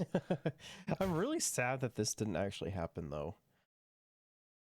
Yeah. In the late 90s, James Cameron directs a Metroid movie, which What? changes the landscape of film and makes video Amazing. game adaptations much more mainstream. That's Quentin awesome. Tarantino and Robert That'd be Rodriguez amazing. dual direct the 1998 Godzilla Like there's movie. so much to Phineas work and with. Ferb are greenlit as a series when Yeah. first pitched in the 90s, making these characters and show belong to an entirely older generation, being among cartoons like SpongeBob, Dexter, and Ed, Edd and Eddy. Pokemon's second generation comes out with the games Pokemon Sun and Moon, the original names for Gold and Silver. Nintendo's next console is the Nintendo Wave, sticking to the original ocean theme of the GameCube, while Microsoft premieres a less technically impressive Xbox with their launch title The Covenant, a Yeah, The third-person shooter Covenant. developed by Bungie. In other news, The game Shigeru they were Miyamoto originally dies going after to getting make. hit by a Yeah. car while riding his bike. Bring Oh, the Miyamoto. Jubilee. Bring the Jubilee is No. a novel by Wald Moore about a timeline where the Confederates win the Battle of Gettysburg. The South then wins the war, and only a few years later go on to free the slaves, while also deciding to invade their southern neighbors, creating the Golden Circle. There it The is. United States loses its relevancy as a nation, while the South becomes a new global power, even becoming a superpower that rivals the German Union, a Central European superstate which formed from the German and Austro-Hungarian empires. The US, for the most part, are basically the losers of history, as they haven't even really been able to settle past Iowa. The South, meanwhile, is successful, and actually less racist than the North. The North, for the most part, is a land of indentured, weak citizens. So, yeah, Red Alert. The Red Alert trilogy was a strategy game series developed by Westwood Studios, and later just EA. In the series, Albert Einstein performs EA is some time not travel shenanigans communist. and attempts to EA stop just World makes it War as II, red as possible. inadvertently allowing the And Soviets evil to grow looking. so strong that Stalin launches a war against Europe. Well, they have the causing hammer an and the sickle in alternate the global background. War anyway. They try to After say being that they're defeated in the communists. war, I'm like, Stalin yeah, is nice try. canonically killed with a rock, and the Soviets are left under the watch of the West. However, they soon are I'm under going the to the influence place of the that psychic nobody- Yuri, a megalomaniac that isn't madman touched by who capitalism. successfully takes over the Space. Soviet Union and launches a True. war to conquer the United States. Teaming up with Einstein, the US and the West defeat Yuri's mind control and defeat the Soviets, leading to the USSR eventually falling. While the Soviets are falling, two leaders travel back in time to kill Einstein, who defeated the Soviets in the first place, and also invented nukes, which brought on the Cold War. By killing Einstein and stopping nukes from ever being invented, the Japanese become a prosperous empire who use samurai mechs to invade the Allies and Soviets with giant aircraft carriers. Yep, that's there is what no happened. real canonical end to the series, except it is suggested that the Soviets do eventually fall. This is wild. I am so glad we decided to watch this. Red Alarm is, an interesting game series. Or Red Alert or whatever. Starts off with, Stalin being buried alive by stones, and then like EA coming doing some stuff, and then Japan has giant mech robots. What is going on? Yep. Fall to the Brotherhood of Nod. Iron Harvest. Iron Harvest is a visual setting turned game by Polish artist Jack Ebrozolski. It is set in an alternate world in 1920, where Eastern Europe is largely divided between three major powers: the Polish, the Rusviet, and the Empire of Saxony. Polania is an alternate and stronger Poland, which successfully rebelled against their occupiers in the 1860s. The country is a constitutional republic, a rarity on the continent. The Empire of Saxony, a far more militaristic and stronger Germany, and the Rusviet, a nation that is pretty much just if the communist revolution stopped halfway through. There are combined elements of both the old Tsar regime and the new constitutional revolutionary government. The government is largely under the control of Rasputin, who overthrew the Tsar officially. Okay, so you know who Rasputin is? Not really. Okay, so Rasputin was allegedly, like, he was like someone who allegedly could perform like magic in Russia, and at the time the Tsar's son was like gravely ill, so they brought in Rasputin because they thought, he had magical powers and everything to, cure the Tsar's son. And the son gets better, and they actually make Rasputin like a very like prominent figure during the whole situation was going on during the communist revolution in Russia. Like it was more like pro like Tsar instead of like pro worker. Okay, If that makes sense. Rasputin's just crazy. The 1920s. Apparently, Rasputin is a part of a secret organization called Fenry. The Battle of Warsaw during the War of 1920 is one of the most important events in the 20th century, halting the Russian advance west. Polania, while small, was able to keep the Rusviets at bay. There is an uneasy peace, while Polania remains occupied in some regions. This war may look a bit different than what you would expect from the 1920s, and the reason for that is because of gigantic metal mechs called automachines. They were developed by Nikola Tesla, which really is the best explanation you need for how technology went down this path. Automachines are the barest version of mechs you can imagine, operated from steam and coal. They can range from small anti-infantry mini-mechs to larger anti-cavalry units and even monster landwalkers. Each faction has their own unique doctrine when it comes to the mechs. This is actually kind of cool. Uses lighter but more maneuverable walkers that complement horsebound cavalry. Level 10. Agent of Byzantium. Agent of Byzantium is a novel set in an alternate 14th century where, due to Islam never existing, the Byzantine and Sassanid Persian Empire remain prominent powers. The novel is a collection of short stories centered around a Byzantine agent called Basil Argyros, as he's sent on various missions throughout the empire, such as a spy or a diplomat, or even a military asset, an international man of mystery in medieval Byzantium. In this alternate world, Muhammad became a devout Christian and never went on to become a prophet for another global religion. Wait, what? Instead, he became... Interesting. But like, Christianity has roots in Islam, though. Like, they both believe in the same thing. Islam's just a little bit older. Doesn't... Yeah, but that doesn't really make sense to me. becomes a canonized saint of the church, Saint Mohammed, who lived out his days. Well, it's commonly believed that Christianity and like all its subgroups that came from it came from Islam. Okay. Because they're all Abrahamic religions. Much as it had since the ancient times, a slugfest between two empires. The West, or anything in Germania and Gaul, is left ignored by the Byzantines, seen as a backwards and barbarous place. In a way, the Byzantines regained the former glory of the Roman Empire, uniting the entire Mediterranean. This world is as if the ancient world never truly went away. Much of Northern Europe remains stateless and pagan. Roma Eterna. Following the same idea, Roma Eterna is a novel by Robert Silverberg about a timeline where the Roman Empire never collapsed. The cause of which is pretty much that monotheism never takes off like it did in our world.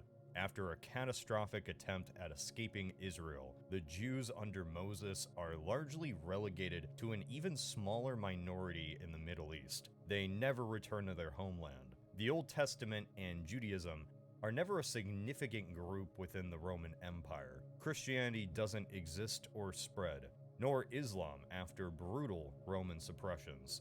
The ancient old Leave world it to the Romans, continues to survive in one way or another, and a polytheistic, militaristic Roman West becomes the model for the next 1500 years. Really much doesn't change. The world is divided between two major empires in the West and East. Technology is developed like machines, cars, and even space travel. The Hebrews attempt to get a new colony on Mars, however their rocket explodes mid-flight.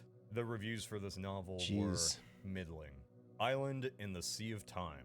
Island in the Sea of Time is a 3-part series by S.M. Sterling about a U.S. Coast Guard vessel and the entire island of Nantucket being transported backwards in time to the Bronze Age.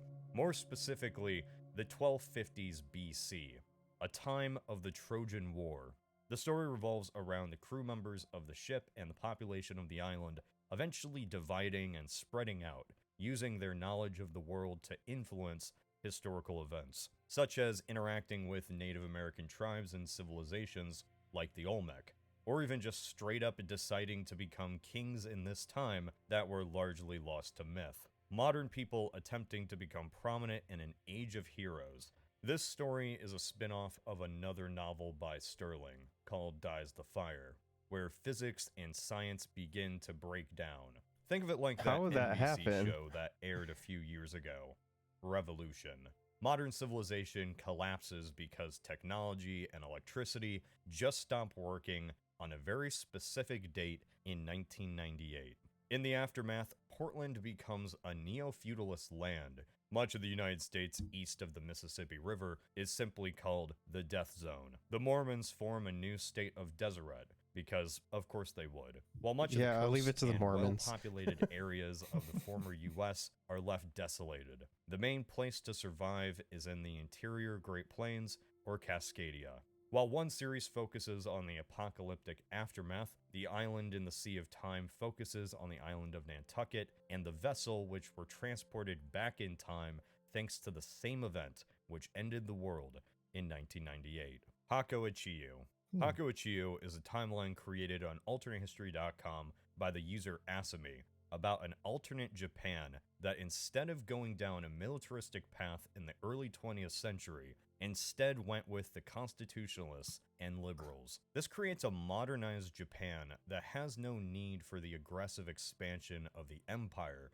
This scenario, however, isn't simply focused on Japan, which throughout an alternate Taisho era moves towards a stronger democracy and not a military oligarchy. With World War I Okay, I would raging, actually love to see that though. I would be I'm genuinely curious to see how that would play out. Yeah. It could be very interesting. and Japan gaining German territory in China, there is a militaristic coup in Tokyo to force back the democratic reforms and force the emperor to concede to more hardline power, known as the Incident of October 6th. However, in this alternate timeline, the plan for the militarists goes horribly wrong, backfiring and harming the emperor in the process. Overplaying their hand, the conspirators are vilified by the public, and even high-ranking officers are tried for treason and executed. This stunts the growing nationalistic militarism that in our timeline dominated Japanese politics pre-World War II. The United States never joins World War I, thanks to Wilson being defeated by an isolationist William Borah. The war in general becomes a situation that all parties are trying to find a way out of. The British and Japanese reach an agreement with Germany to leave the Western Front, an arrangement which suited all, but alienated them from their former allies. The attack, which left the emperor injured, only infuriated the Japanese public so much it led to a general shift away from the military and heavy nationalists. Lenin is assassinated in 1916, No, not leading to Lenin. a far different Russia. Korea is given more liberties and Lenin is what made like pre-Soviet Russia actually good into Soviet Russia. Yeah. It's kind of important. Kind of important. kind of a he's kind of a great guy too. becomes an independent And he's been right on a lot of within his the Japanese works as realm. well. China eventually falls to a new Mongol empire led by Should the read some of his warlord stuff if Roman you haven't. von Sternberg, not only uniting China, but pushing back against the Japanese. Emperor Taisho succumbs to his injuries, and now a new era begins under Hirohito.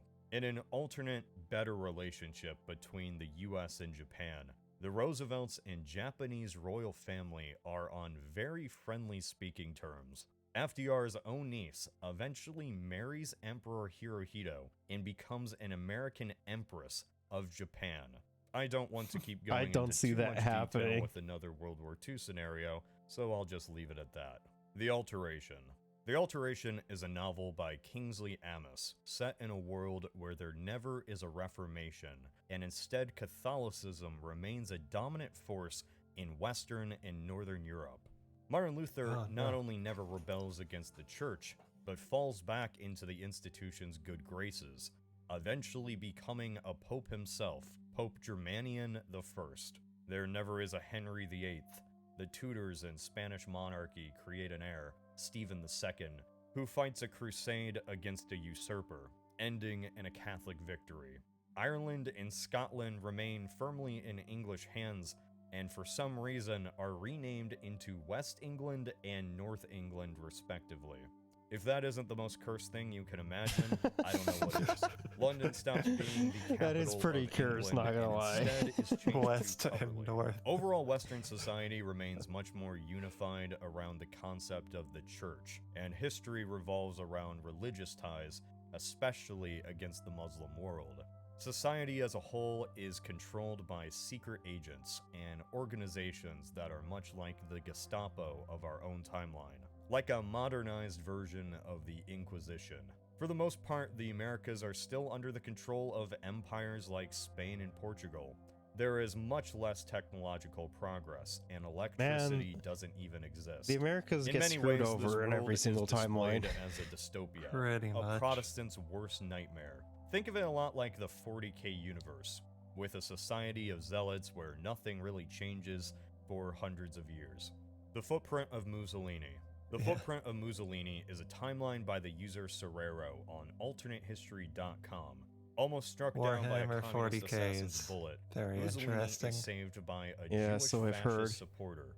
The supporter, giving his life for Italy, changes Mussolini's perspective, altering his relationship with the Nazis. Effectively, Italy doesn't join the Axis powers.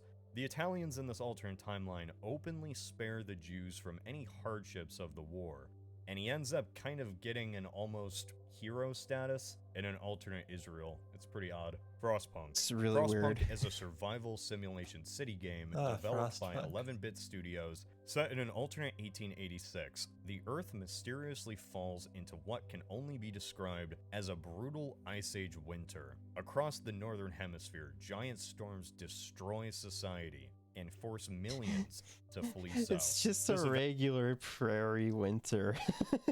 Yeah. What's so bad about it? Come on.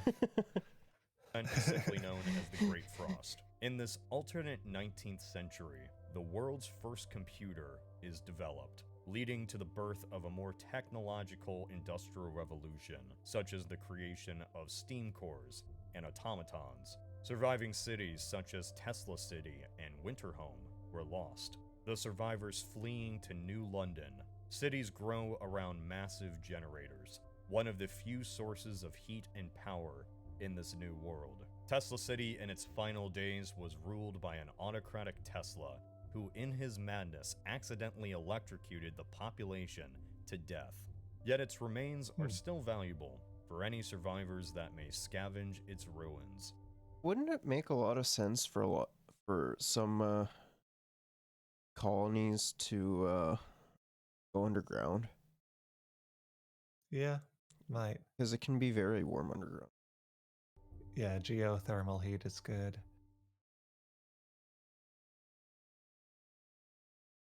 Oh, A human Different layers. Flesh. A Different Flesh is an anthology book by Harry Turtledove, set in a timeline where Homo sapiens never successfully crossed into the Americas, and instead the New World is populated by the last remnants of Homo erectus. When Europeans first Hell yeah. land and encounter the people of the New World, they wouldn't be interacting with tribes of Amerindians or grand civilizations like the Aztec and Inca. Instead, the Americas would be populated by a more primitive, for lack of better words, species that would not be Homo sapien. These people, called by the Europeans Sims, would be distantly related ancestors to Homo Sims. sapiens by millions of years. Ones who might not have the brain capacity of modern humans, lacking development in language and other linguistic and social functions. Sims cannot speak, though they do understand language in the most basic aspects. This is used to make them very loyal servants by the Spanish, Portuguese, and English. The existence of the Sims raises a lot of Man, uncomfortable European questions. colonialism What is always considered bad. human? Does that Yeah. label even matter? In this alternate America, instead of interacting with native tribes and tribal politics, Europeans find themselves fighting literal cave people. Sims are considered ape men. In an almost messed up twist of fate, the existence of these non-speaking ape men actually end up helping the advancement of other races, such as African slaves, as Sims are considered so unhuman that they undermine the very existence of racism against Africans. Which, man, What? Turtledove, that is a lot to process. The ultimate what? lesson That is Turtledove okay. That is nuts. That is nuts, yeah. Well, I mean, if these guys really aren't humans, then these guys must be, right? I mean, they use the same tactics against black people when it came to slavery, though.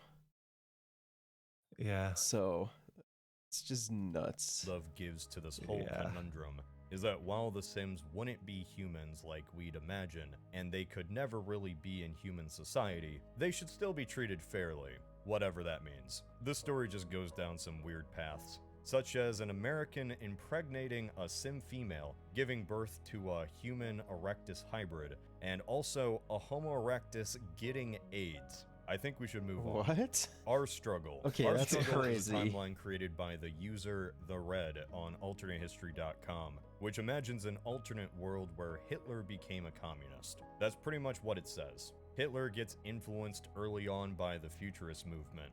In this alternate timeline, the futurist movement influences a young Hitler down the tanky road. He and his party, No. with even Goebbels being here, No, still don't go down the tanky road. Oh, that's funny. It's officially confirmed now. Hitler's now tanky. That has me concerned. Because I already find tankies incredibly annoying. I don't know what that is. They're essentially like they'd essentially be like the equivalents to like Stalinists. They think like everyone should have like some form of like weapon or something like that on themselves. Okay. Tankies are like, when it comes to the left, tankies and anarchists are the ones that are often memed upon the most. Got Germany it. in the 30s. Whether that be like from like socialists or like any subgroup of communists like Maoists or Marxist-Leninists or whatever. The German Workers' Republic. Much of the story is just the Nazis' rise to power, swapped out with communist elements. Much of the story is just the Nazis' rise to power, but replaced with communist elements. 1862. 1862 is a novel by Robert Conroy set in a world where the British decide to join the Confederacy in the Civil War. After the Trent Affair, the British joined the Confederacy in the Civil War, even sending in troops. But by some strange twist of fate, this isn't the doom for the Union that you would expect. Instead, the North defeats both the rebels and the British, forcing them to surrender. Man, the British lost again. In an alternate 1863. Not only do the British lose, they lose their holdings in Canada, and the Confederates mourn the loss of Robert E. Lee. Lincoln is never assassinated. Somehow, while being outmatched 2-1, the Union just wins the war in an even faster amount of time. As one star sets, another rises.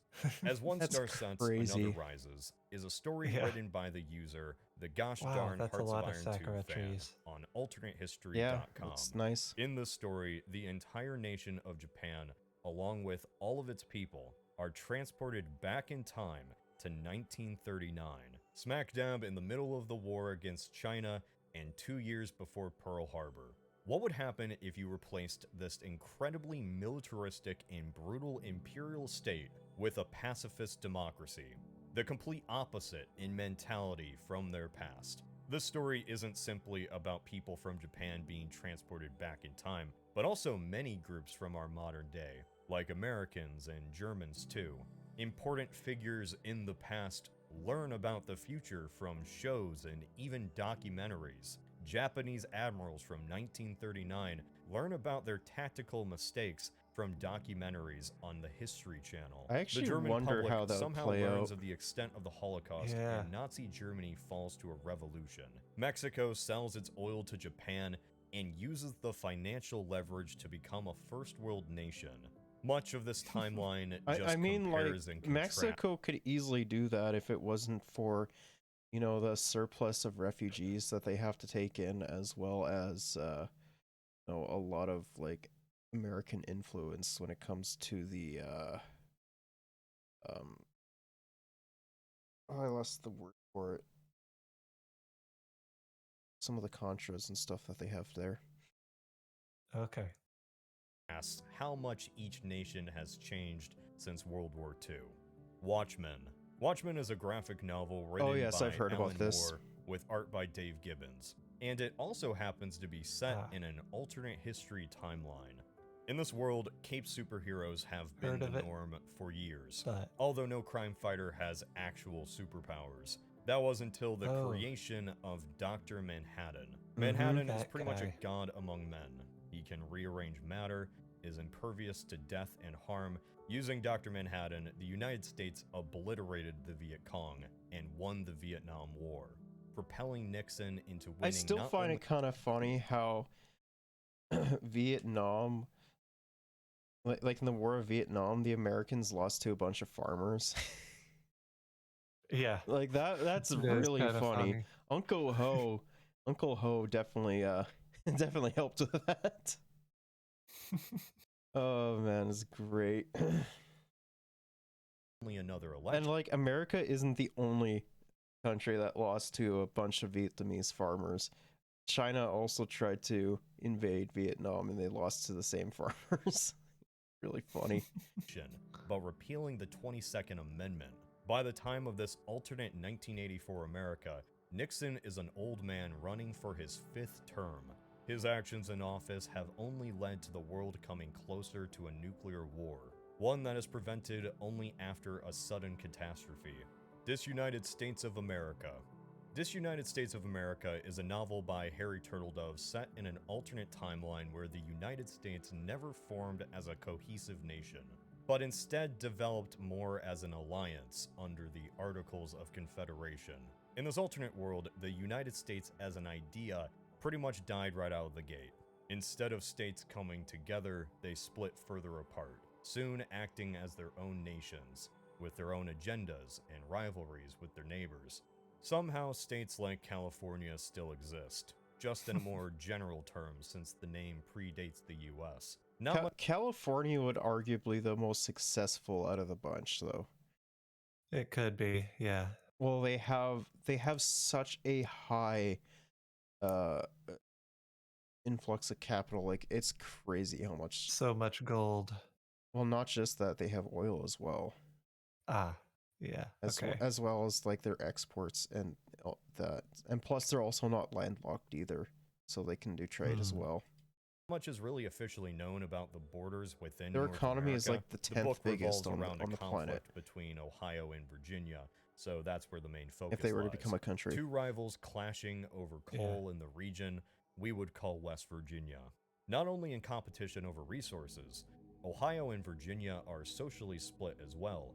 Ohio has historically armed black uprisings in Virginia, the results of which have been mixed and often lead to nothing more than a nuisance. War eventually erupts in 2097. Ohio launches chemical and biological weapon attacks on Virginia, such as measles, which leads to immense civilian casualties. This war leads to a back and forth over the Ohio River and Appalachia, and by the end of the conflict, borders go back to where they were pre-war. It's alluded to that these types of conflicts are simply the norm in this alternate North America. The North Star is red. The North Star is Red is a timeline created by the user TastySpam on AlternateHistory.com, in which Henry Wallace, FDR's original vice president, isn't replaced by Truman, and after FDR's death, Wallace becomes the next American president in a post-World War II world. As a result, the early Cold War goes down a different path, such as the Chinese communists not successfully taking the entire country. Instead, China becomes split between a larger nationalist South and a communist Manchukuo. Japan is divided between the US and Soviets. At the very beginning, Wallace takes a far less aggressive stance against the Soviets, unlike Truman. His actions focus more on peace and cooperation with the Russians, and agreements to not fight proxy wars over the affairs of smaller states. After a convoluted election in 1948, Wallace loses to Republican Earl Warren, yet due to Electoral College shenanigans and voting by the legislature, Wallace's VP Richard Russell ends up as president instead. That's just it just goes to show you how terrible the electoral college is. Turbulent at best. Eventually, the West and Soviets come to blows in what is called the 3 Years' War, a conflict that spans Europe and leaves millions dead, involving nukes dropped on Sweden and North China respectively. What? This, however, does not escalate what did into Sweden do? What did they do? Thousand Week Reich. Thousand Week Reich is a mod for the strategy game You can never Hearts of create Iron 4. Minecraft. The main specifics of this mod is that the main beneficiary of this timeline are simply the Nazis themselves. Italy and Japan, despite being a part of the Axis powers, don't have the greatest fates by an alternate 1952. Japan ends up nuked 4 times, and Italy has become nothing more than a German rump state. The remaining Western democratic nations that do exist form this timeline's equivalent of NATO, called the Toronto Accords. The main reality in this world is that while the Axis and fascist nations have won, they are not efficient, and are teetering on the edge of collapse. I mean, this is Hearts of Iron 4, so that's kind of just par for the course. Yep. Well, last layer. Officially New Deal reached the bottom of hell. Retained. New Deal Coalition Retained is a timeline written by the Congressman on AlternateHistory.com. Due to the death of Eisenhower's chief of staff, the Republican Party pushes for civil rights instead of the Democrats by the 1960s. This leads to Nixon winning the election of 1960. The US takes a far more stringent anti-communist approach under Nixon, such as invading Cuba as soon as Batista is overthrown by Castro. This sparks a civil war which results in the island being divided in two.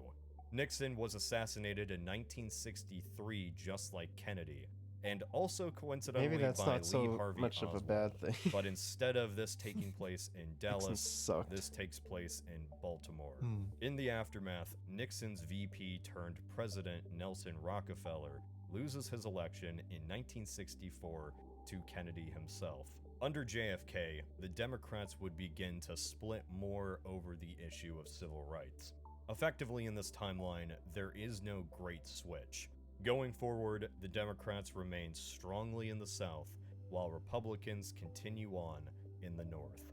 In the election of 1968, Kennedy loses his own nomination within the party to George Wallace.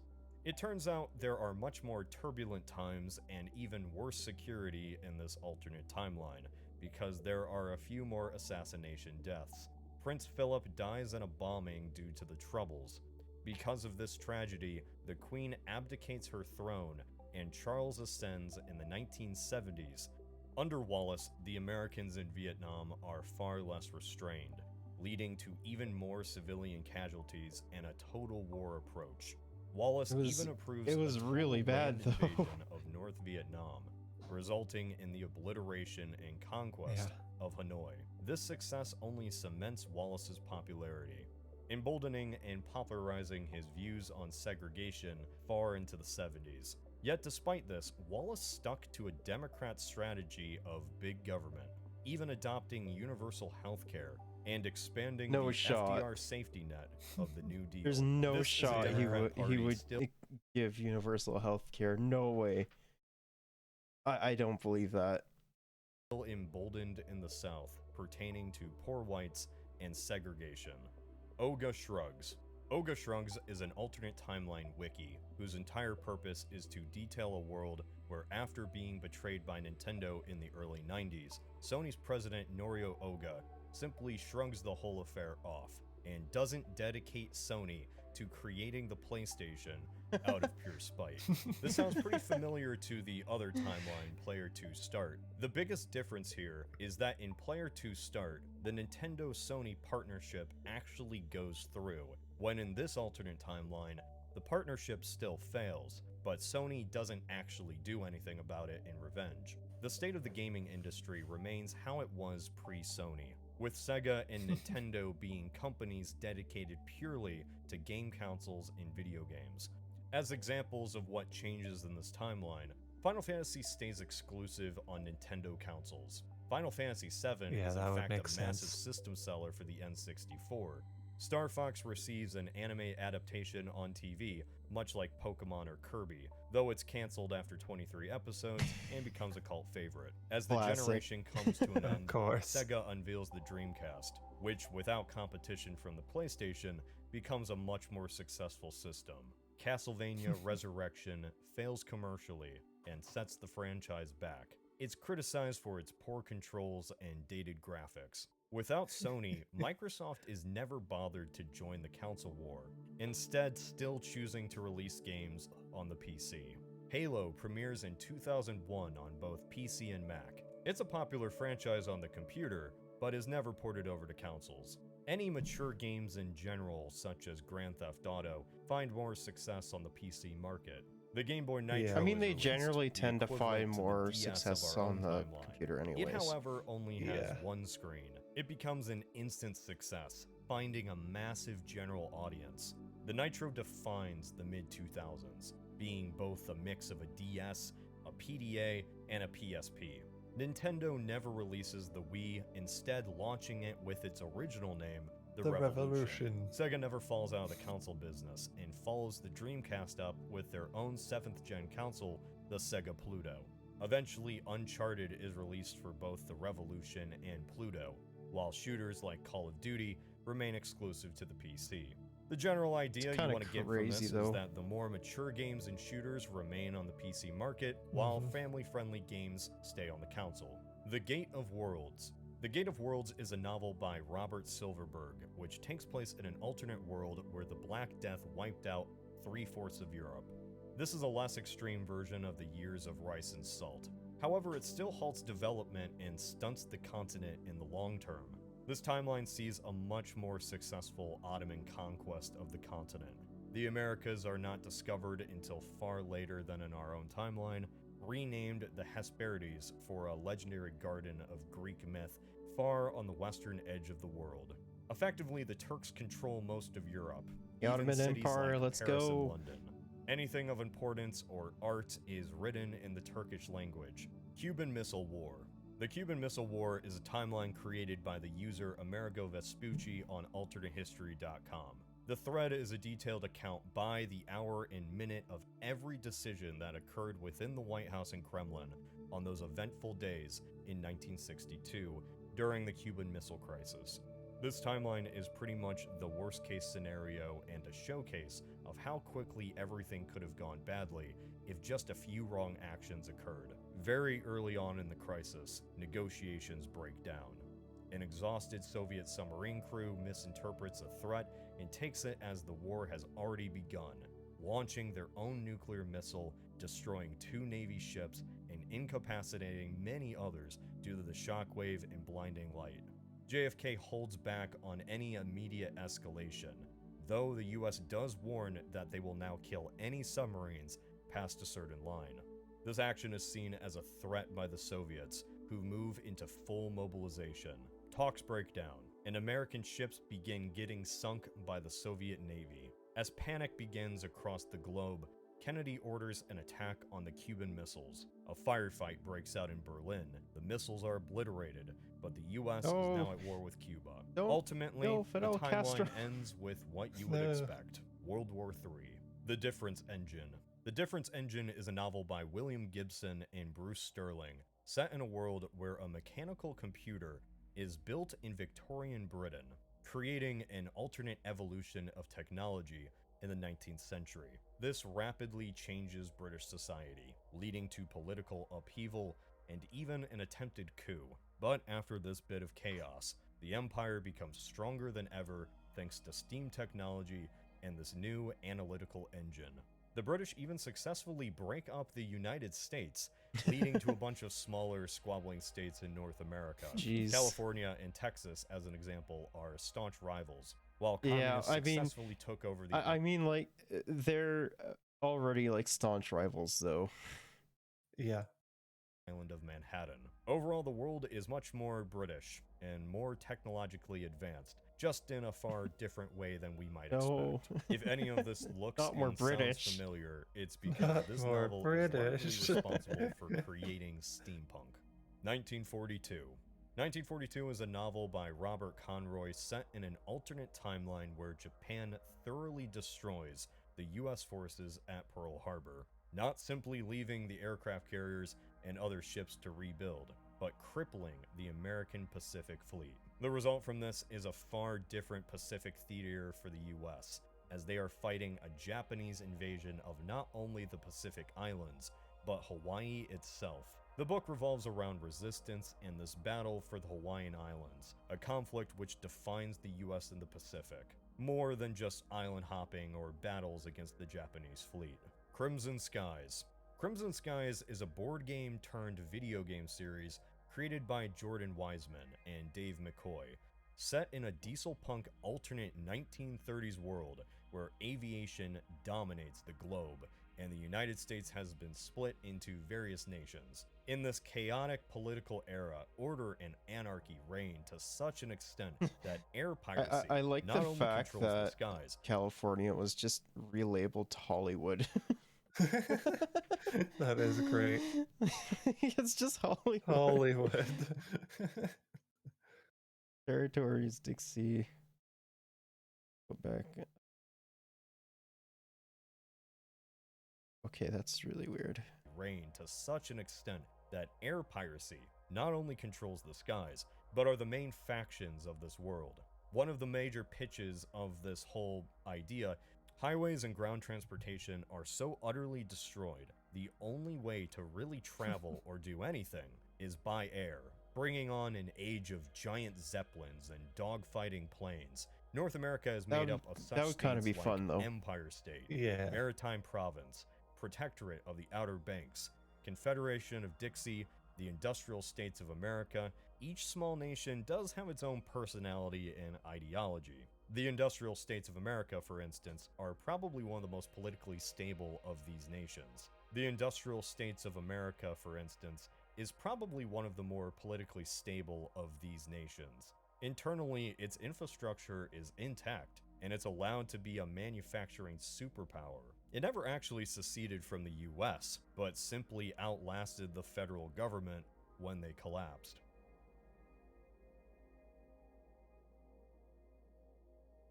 I guess that's the end of it. I guess so. Oh no, there's part 3. Ah. There we go. I don't know if we should watch that though.